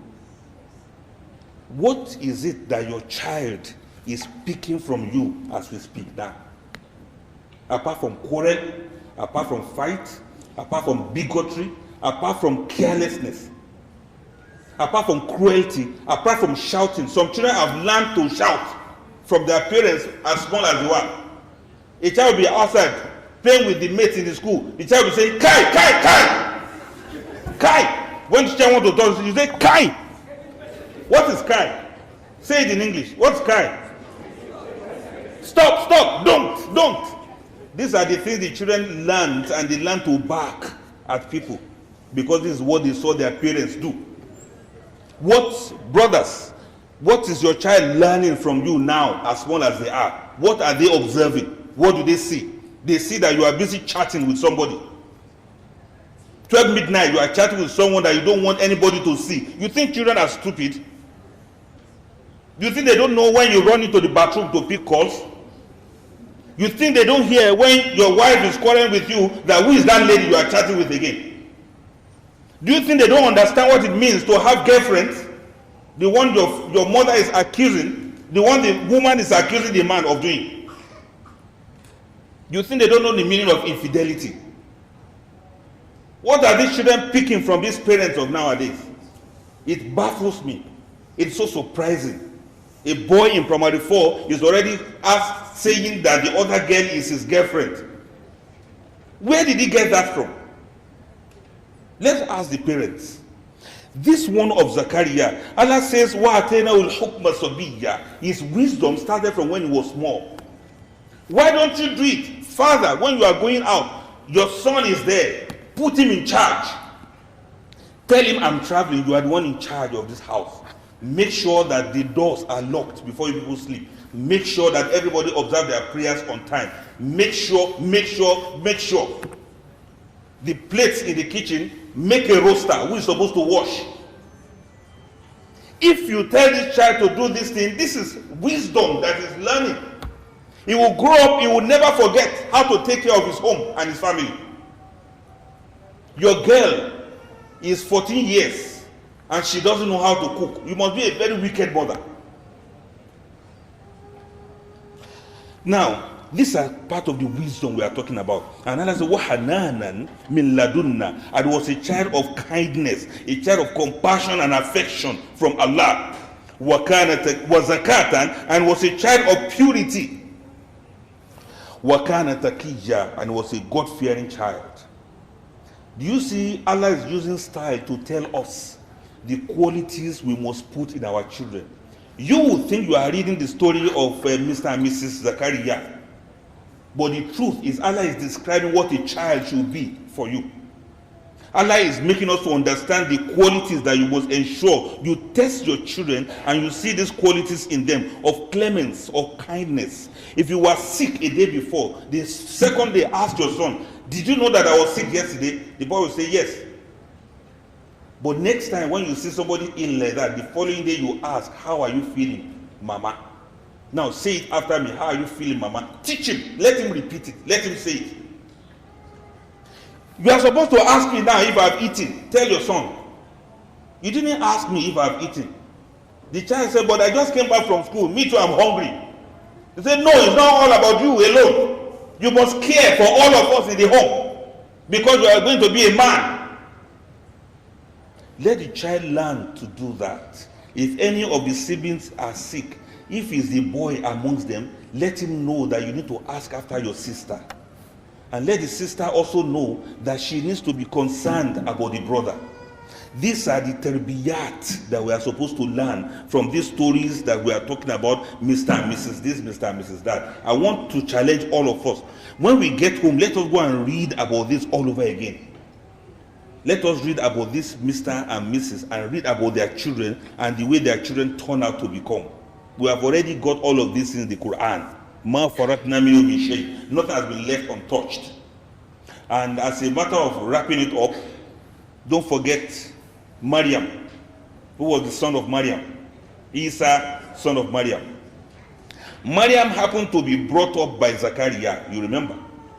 Zakaria brought Maryam up, and all of those qualities of goodness and righteousness was also put in Maryam. And Maryam gave birth to Isa, that is Jesus Christ, who also had all of those qualities you can think about. Beautiful qualities, even though his own father was not there. He was mentored by Zakaria himself. And then he was a peer, peer with Yahya.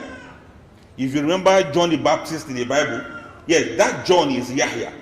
And he was the one who was like an elder brother, big brother to Isa, alayhi salatu wasalam. And you can see how they all grew up in righteousness and in goodness. Accompany your children with good people so that they can be good also. Let good people look after your children for you. Let the peers of your children be selected by you, because child upbringing is a serious business. Now, let me mention Uthman that we all have heard about. I will not read the story to you, but you can look at it in Surah to Uthman itself. Thank you. Yes, thank you. All of the things that you need to teach a child, Allah used Uthman as an example. The way Uthman was speaking to his child, that's exactly what all of us are supposed to do. And I want us to take it very serious. Righteousness is very important. Goodness is very important. Do you remember in Surah Al-Kahf, the story about some young chaps who are fishermen? Two of them fishermen, Khidr came and broke their boat. That is the Quran talking about people who are earning livelihood. If you are earning livelihood, Allah will always protect you. Even when you think it was a loss, it's always a gain. Let your child learn that one too. Be good, be righteous, and halal livelihood. If any calamity befalls you, know that there's a reason for it, a greater reason for that matter. That story is not just ordinary, because immediately after that story, Allah mentioned the story of the Ghulam, of a boy that was very bad and wicked. And Khidr killed that boy. And Musa was like, how will you kill a soul that didn't commit any offense? You know what Khidr said? Khidr said, this guy, his parents are righteous, but he's an evil. Let your child know that anybody that does evil will go with evil.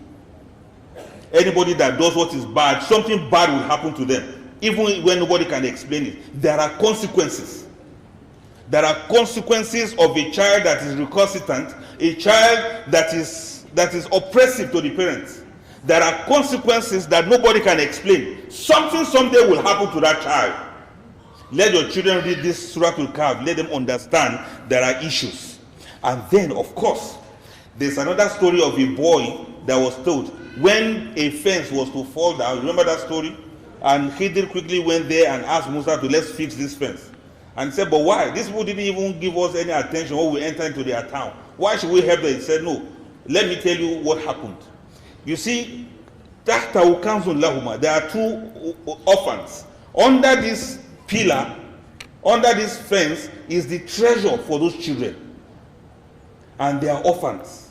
And Allah asked me to preserve it for them, so that when they grow up, they will be able to trace this treasure to where it is, because their father was righteous.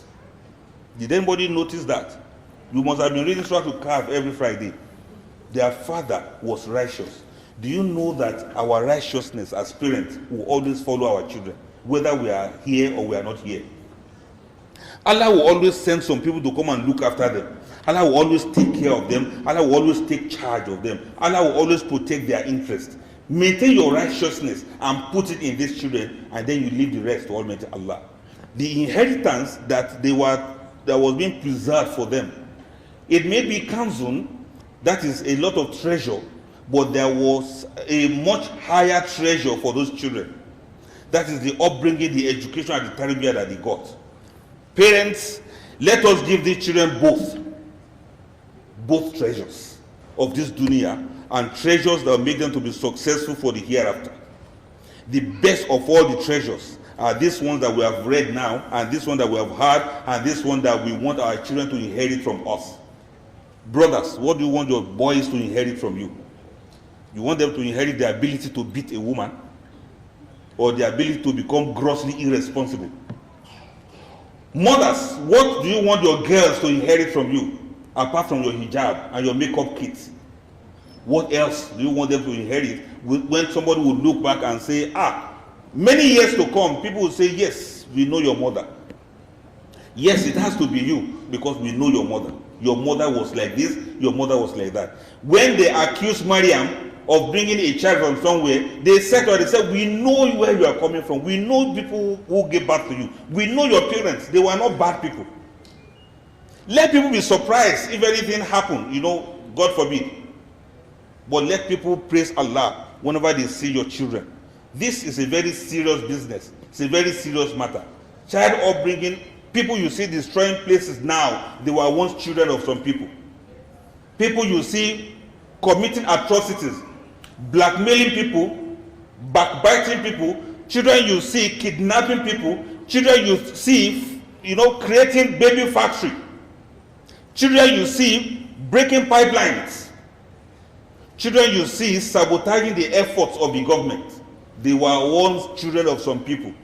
Nobody knew, or maybe people knew, but they didn't take it serious that they were coming to become like this. And the children you see roaming about the street now uncatered for, in 10 or 20 years' time, they will come back to become the enemies of state.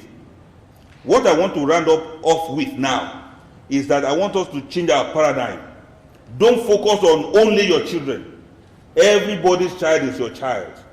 If you don't take necessary steps now to curb certain things, the Quran says, "Taku fitnatan, la tusibanna alladhina zalamu minkum khassa." Fear one kind of fitna that will not affect only the wrongdoers amongst you. Whenever you see people doing something to be good parents for all these children that are roaming the street, please join them. Join forces with them to curb this menace that we see around us. They come in different shades and colors. Is it drugs we want to talk about, or is it other things, banditry they want to talk about? Let us all be concerned about this. We are parents and responsible for our children first. Then we are also responsible for the whole society. Let's continue to join hands and see what we can do to have a better society, because if you don't, you bring up righteous children amongst 200 other children that are going to destroy that same child, God forbid. I'm going to stop here, inshallah. أقول قولي هذا واستغفر الله لي ولكم أجمعين والسلام عليكم ورحمة الله تعالى وبركاته.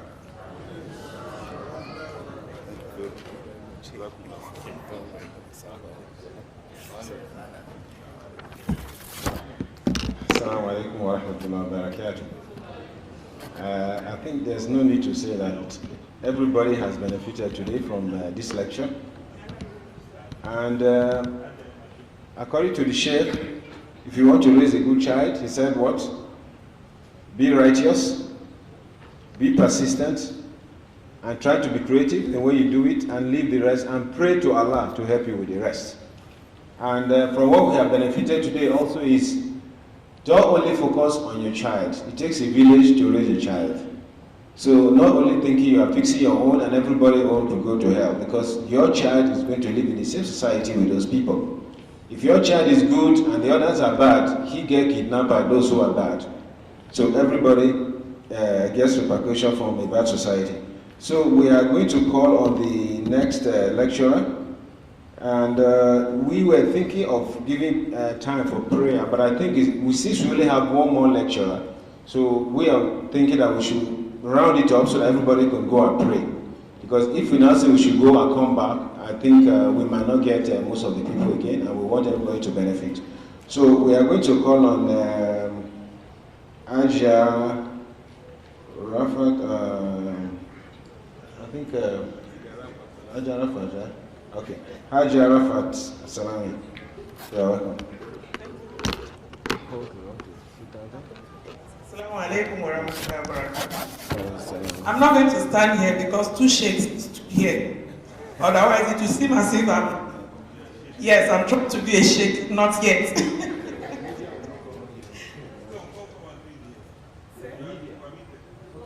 No, thank you, sir. I want to wait.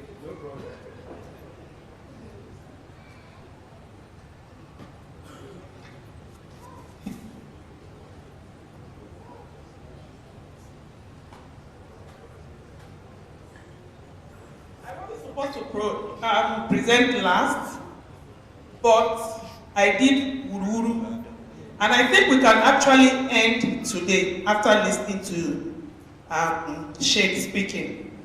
But since I'm already built to talk, I will just be very brief because I will only be repeating most of what has already been said, what they have said very brilliantly. I'm looking at the theme of today, childhood trauma. We know that childhood trauma comes in different forms. Physical, it could be emotional. The trauma my child suffered, I have a child with special needs, was physical. That means even at birth, your child can suffer a trauma that will leave lifelong consequences. Trauma, this is the cycle of a human being. Okay, the pillar is not letting you see it. So see my voice instead. So the life cycle of a human being is very simple, from pregnancy. And a lot happens during pregnancy that can affect what the child will be.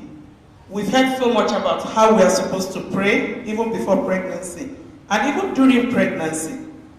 And what you eat in pregnancy, the immunization we now take. Everything affects how the child will come out. Folic acid for pregnant women. Unfortunately, when we get married, we start taking folic acid after we are pregnant.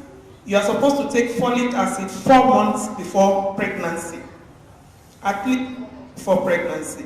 Folic acid is natural in many foods we eat, but if you're deficient in it, you will have a child that will have special needs. So, if you have anybody getting married, when you are taking the kaya for the aure, Folic acid is just 200 naira a pack of 100, so it's very cheap. Just buy one and add. Now, the stages of life are plenty. Now, each stage is significant to the point that what happens in one affects what happens in the other. Okay? What happens in pregnancy affects what happens from age 1 to 5. So at no point, and I'm very glad really, Ustaz, that there are so many women here, because it appears we'll be speaking more to women. And thank God for the few men that have joined us. They will understand why we do some of the things we do. Ustaz told us earlier that we can breastfeed our children. The Quran says we should breastfeed for 2 years. Many of us don't breastfeed up to 2 years. And then science came and said, breastfeed exclusively for 6 months.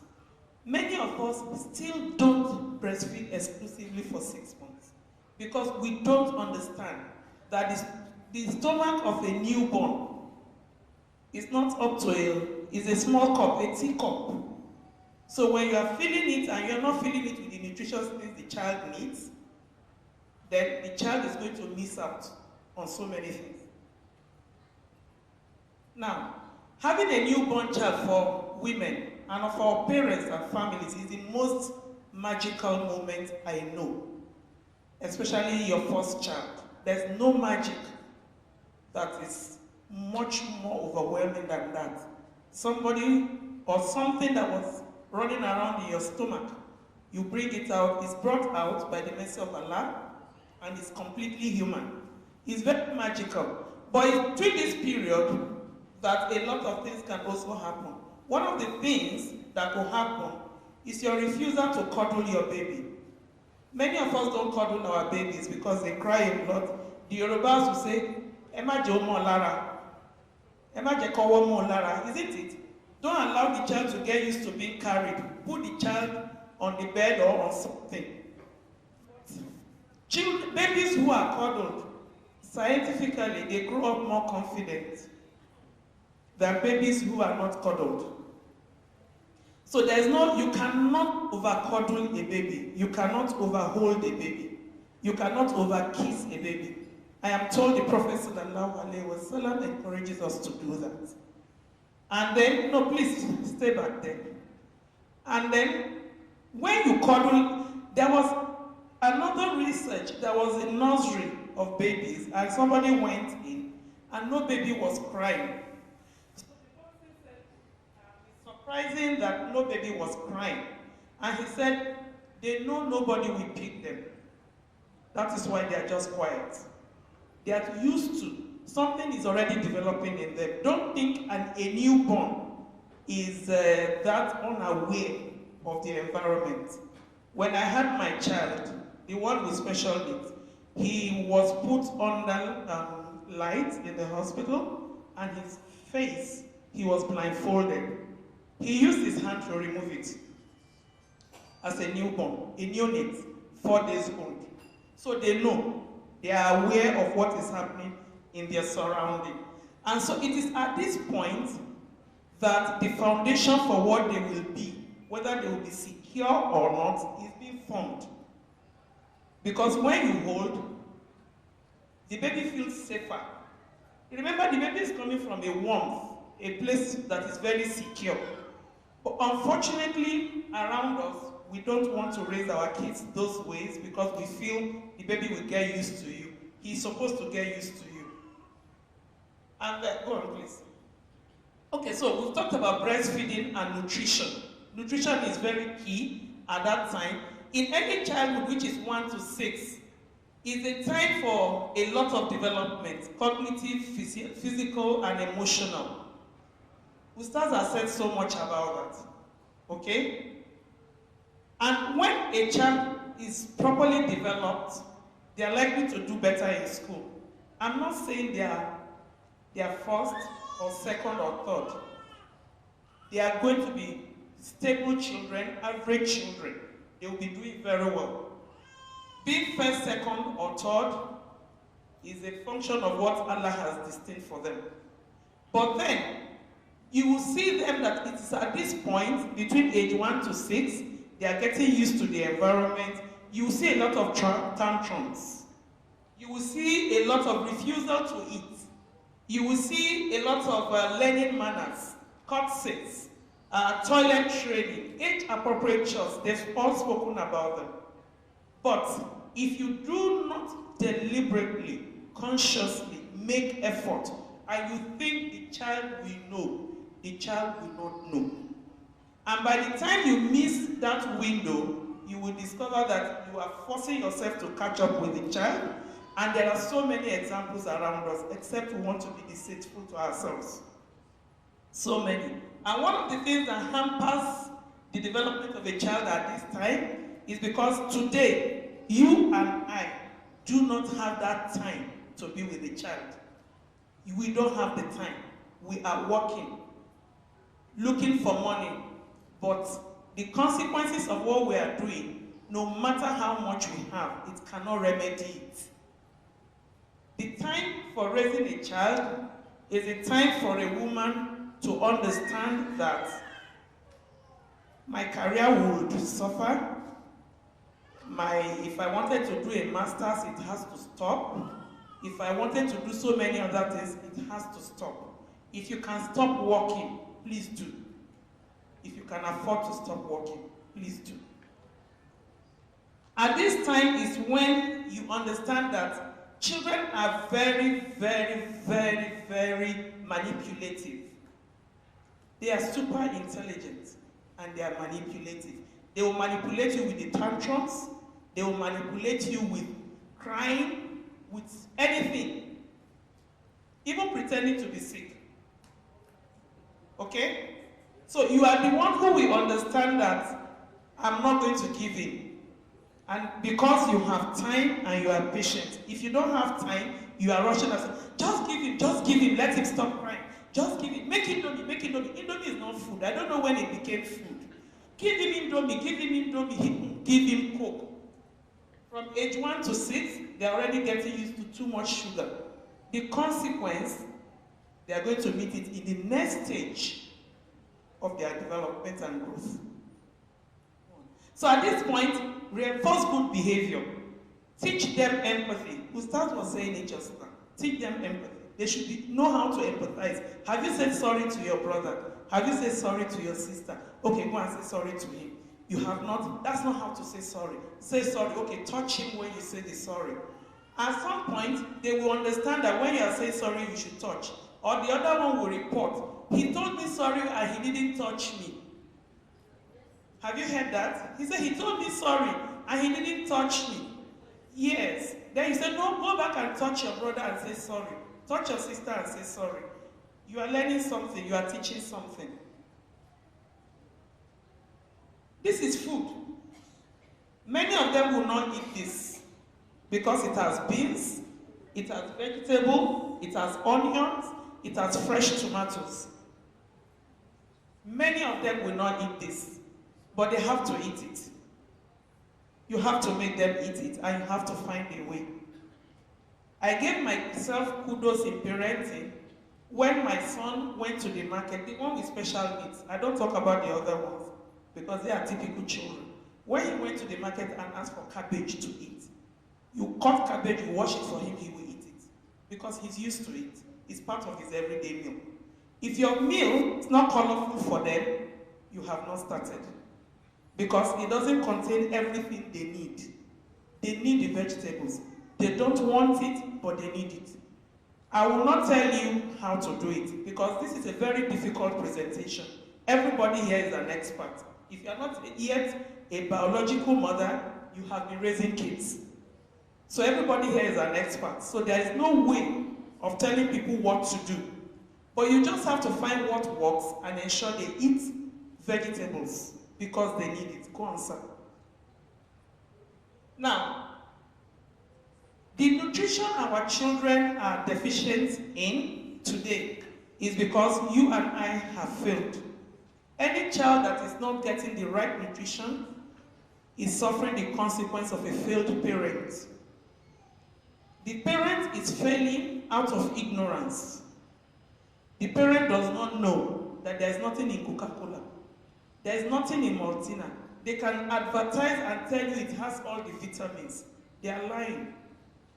They have more additives, more colors than anything that is beneficial to anybody. So if you're, I'm glad that Hajar Ansari is here. I'm also seeing the great people I know in schools. If your child is taking food basket to school and all you have is Capri Sun, Ribena, biscuits, your child is eating trash. I'm sorry I have to say it the way it is. You are not feeding your child. You are not feeding your child. You are feeding your child trash, and the consequence, he will meet it because he will not develop the way he's supposed to develop. We all have our potentials, like Ustaz says, as destined by Allah subhanahu wa ta'ala. So it is our duty, yours and mine, to make sure every child reaches that potential, and nutrition is key. Some parents actually, out of poverty, cannot feed their children because it's cheaper to buy those trash than to cook a meal. But for us here in Africa, it is very easy. Only if you can dedicate your time. My son with special needs made me understand that I can make fresh meal every day, and I was doing it because I was more conscious of what was going on in his brain, so that I don't compound the problem we already have. And it worked, alhamdulillah.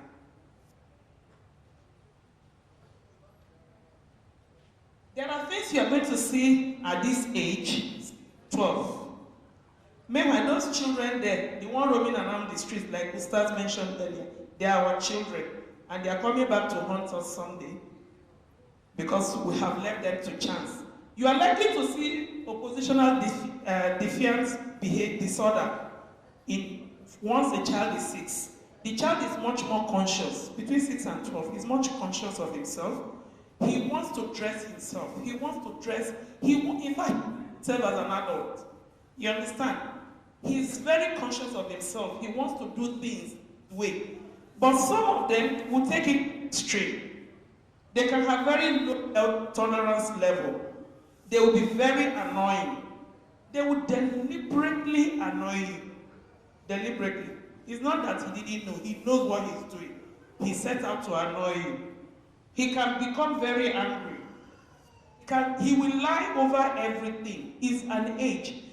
This research are not just about Nigerian children. They are not about my children or your children. It's general and it cuts across. What makes the difference in how the child moves from this stage to the next stage is what you as a parent is able to do to help the child. If you are conscious and you are focused and you take it seriously. Again, set boundaries and stick to it. Don't make promises you cannot keep. If I tell you, you will not eat this, the fact that I have said it, even if I didn't mean it, I will have to make it happen. Because I have said it. And I want you to understand that I mean what I say. I may regret it, I may be feeling sad in my heart. And that is what the children will, the emotion they will wipe out. In fact, 2 days ago, my son told me, that is Ahmed, he said I should come and pick him from the center where he's doing therapy. I should pick him. I said, why do you want me to pick you? He said, just come and pick me at 2 o'clock, mommy, please come. Just come and pick me.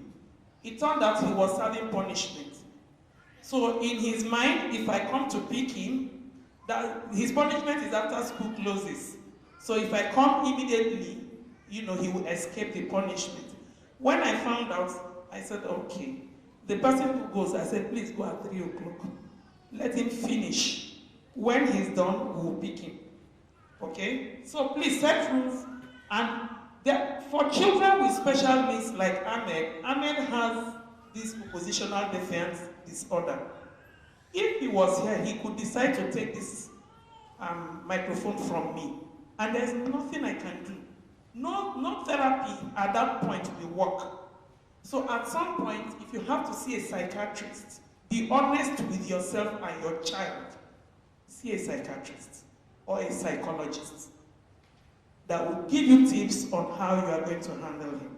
And I didn't bring him because I'll be mentioning his name. He doesn't like it at all. He says I talk about him too much. And he's right. Adolescence is where we have the biggest challenge. What we don't realize most times is what we did in the early years, what they have carried into adolescence. When he was 1 to 6, you say, is it not jealousy? Isn't it? Let them just go and play in school. The house help is the one who packages them to school, brings them back. You are too busy to pay attention. So by the time he gets to adolescence, you are actually a stranger to that child. You are a complete stranger. There are a lot of physical changes happening in him or her that she cannot understand. She has breast, she has pubic hair, menses has started. A lot of children begin menstruating and they are traumatized by it. I was, because I didn't know what it was. All my mom told me was, if a man touches you, you are finished. And I didn't know what even the finish meant. That if a man touches me. So I don't allow a man to even touch because I don't want to be finished. I don't know what it meant. But children these days know better, know much more. Because what they are exposed to, you and I cannot even fathom it. We didn't have those privileges. There are a lot of emotional changes in them. They are beginning to see themselves as adults. And the behavioral changes, even if there are things they will do, you will even believe they are the ones who did them. Okay? There is substance use and abuse. I'm interested in substance, there are so many things there. In substance use and abuse, relationships and sex, and addiction to cyberspace. These are the 3 things I'm interested in here. Because those are the major challenges we are facing, substance use and abuse. If you do not know your child, you wouldn't know when he begins to abuse drugs. You are too busy to know the child. Or you assume, I have 3 kids. The first 2 are typical children. You will assume the 3rd one should also be like that. But we are different. We are different even from conception. When I was carrying my 2nd pregnancy, I had to be going to the hospital every day because the baby was not moving. The doctor said, how do you know it's not moving? I said, because the first one, I can't sit down, I can't stand up. It was just, they said, this person is different. And today he is still very different. He's very quiet. We carry our personalities from Allah. We come with it. But if you understand that child, then you'll be able to focus and know when the child is deviating from what is normal. Is he sleeping too much? It's a sign of drug abuse. If he's sleeping too much more than he used to. And sexual relationships. Sexual acts between 16 and 20. 12 and 20. Many children have already experienced sex. Do not be deceived that your child is not having sex. Many of them are already having sex. They've been initiated into sex, whether in the home or outside the home. Okay? What will you do if you notice your daughter is already, or son is already having sex? If you are like me, I will scream, I will put my hand on my head, I will run out, run in, create a lot of drama around it, but it won't solve the problem. It will not solve the problem. So the first thing to do when your child begins to do something that is not expected is to calm down. Please take a deep breath. If you can, perform ablution and pray. I've been trying to do that, I have not succeeded. Because the anger self, I'll throw the kettle away. Perform ablution and pray. Calm down if you can before you address the situation. Otherwise, you push your child out. My 2nd son, Mustafa, ran away from the house once because I threatened to beat him when he returns from school. He came back from school. Before I came back, he packed his bag and he left the house because I said I was going to beat him. I have not beaten him. Then he was 13. He was 12. I had not beaten him. I said, for what you did, you will come and meet me. Shebi, you are coming back to this house. What he did was to watch a movie overnight. I said, okay, he will meet me in this house when you come back. And he came back, packed his things, and disappeared. They have that heart to do that. I didn't even think it's possible to run away from the house. I would have run away. So, when you are talking to them, when we later found him, I said, stay there, don't come back. You want to leave? You can leave. I was crying in my heart. But I said, just stay where you are. If you want to go, go. I have other children. He begged to return to the house. And then, addiction to cyberspace. Our children are all using smartphones. They are using devices. We are hurting them. Please. We are hurting them. It was after that incident I collected everything they owned. In fact, one, I threw it inside water out of anger. And I bought them 3310. It's there on the table. You don't have access to internet except when I want you to. It even costs so much money. Cyberspace has taken our children away from us. And we as parents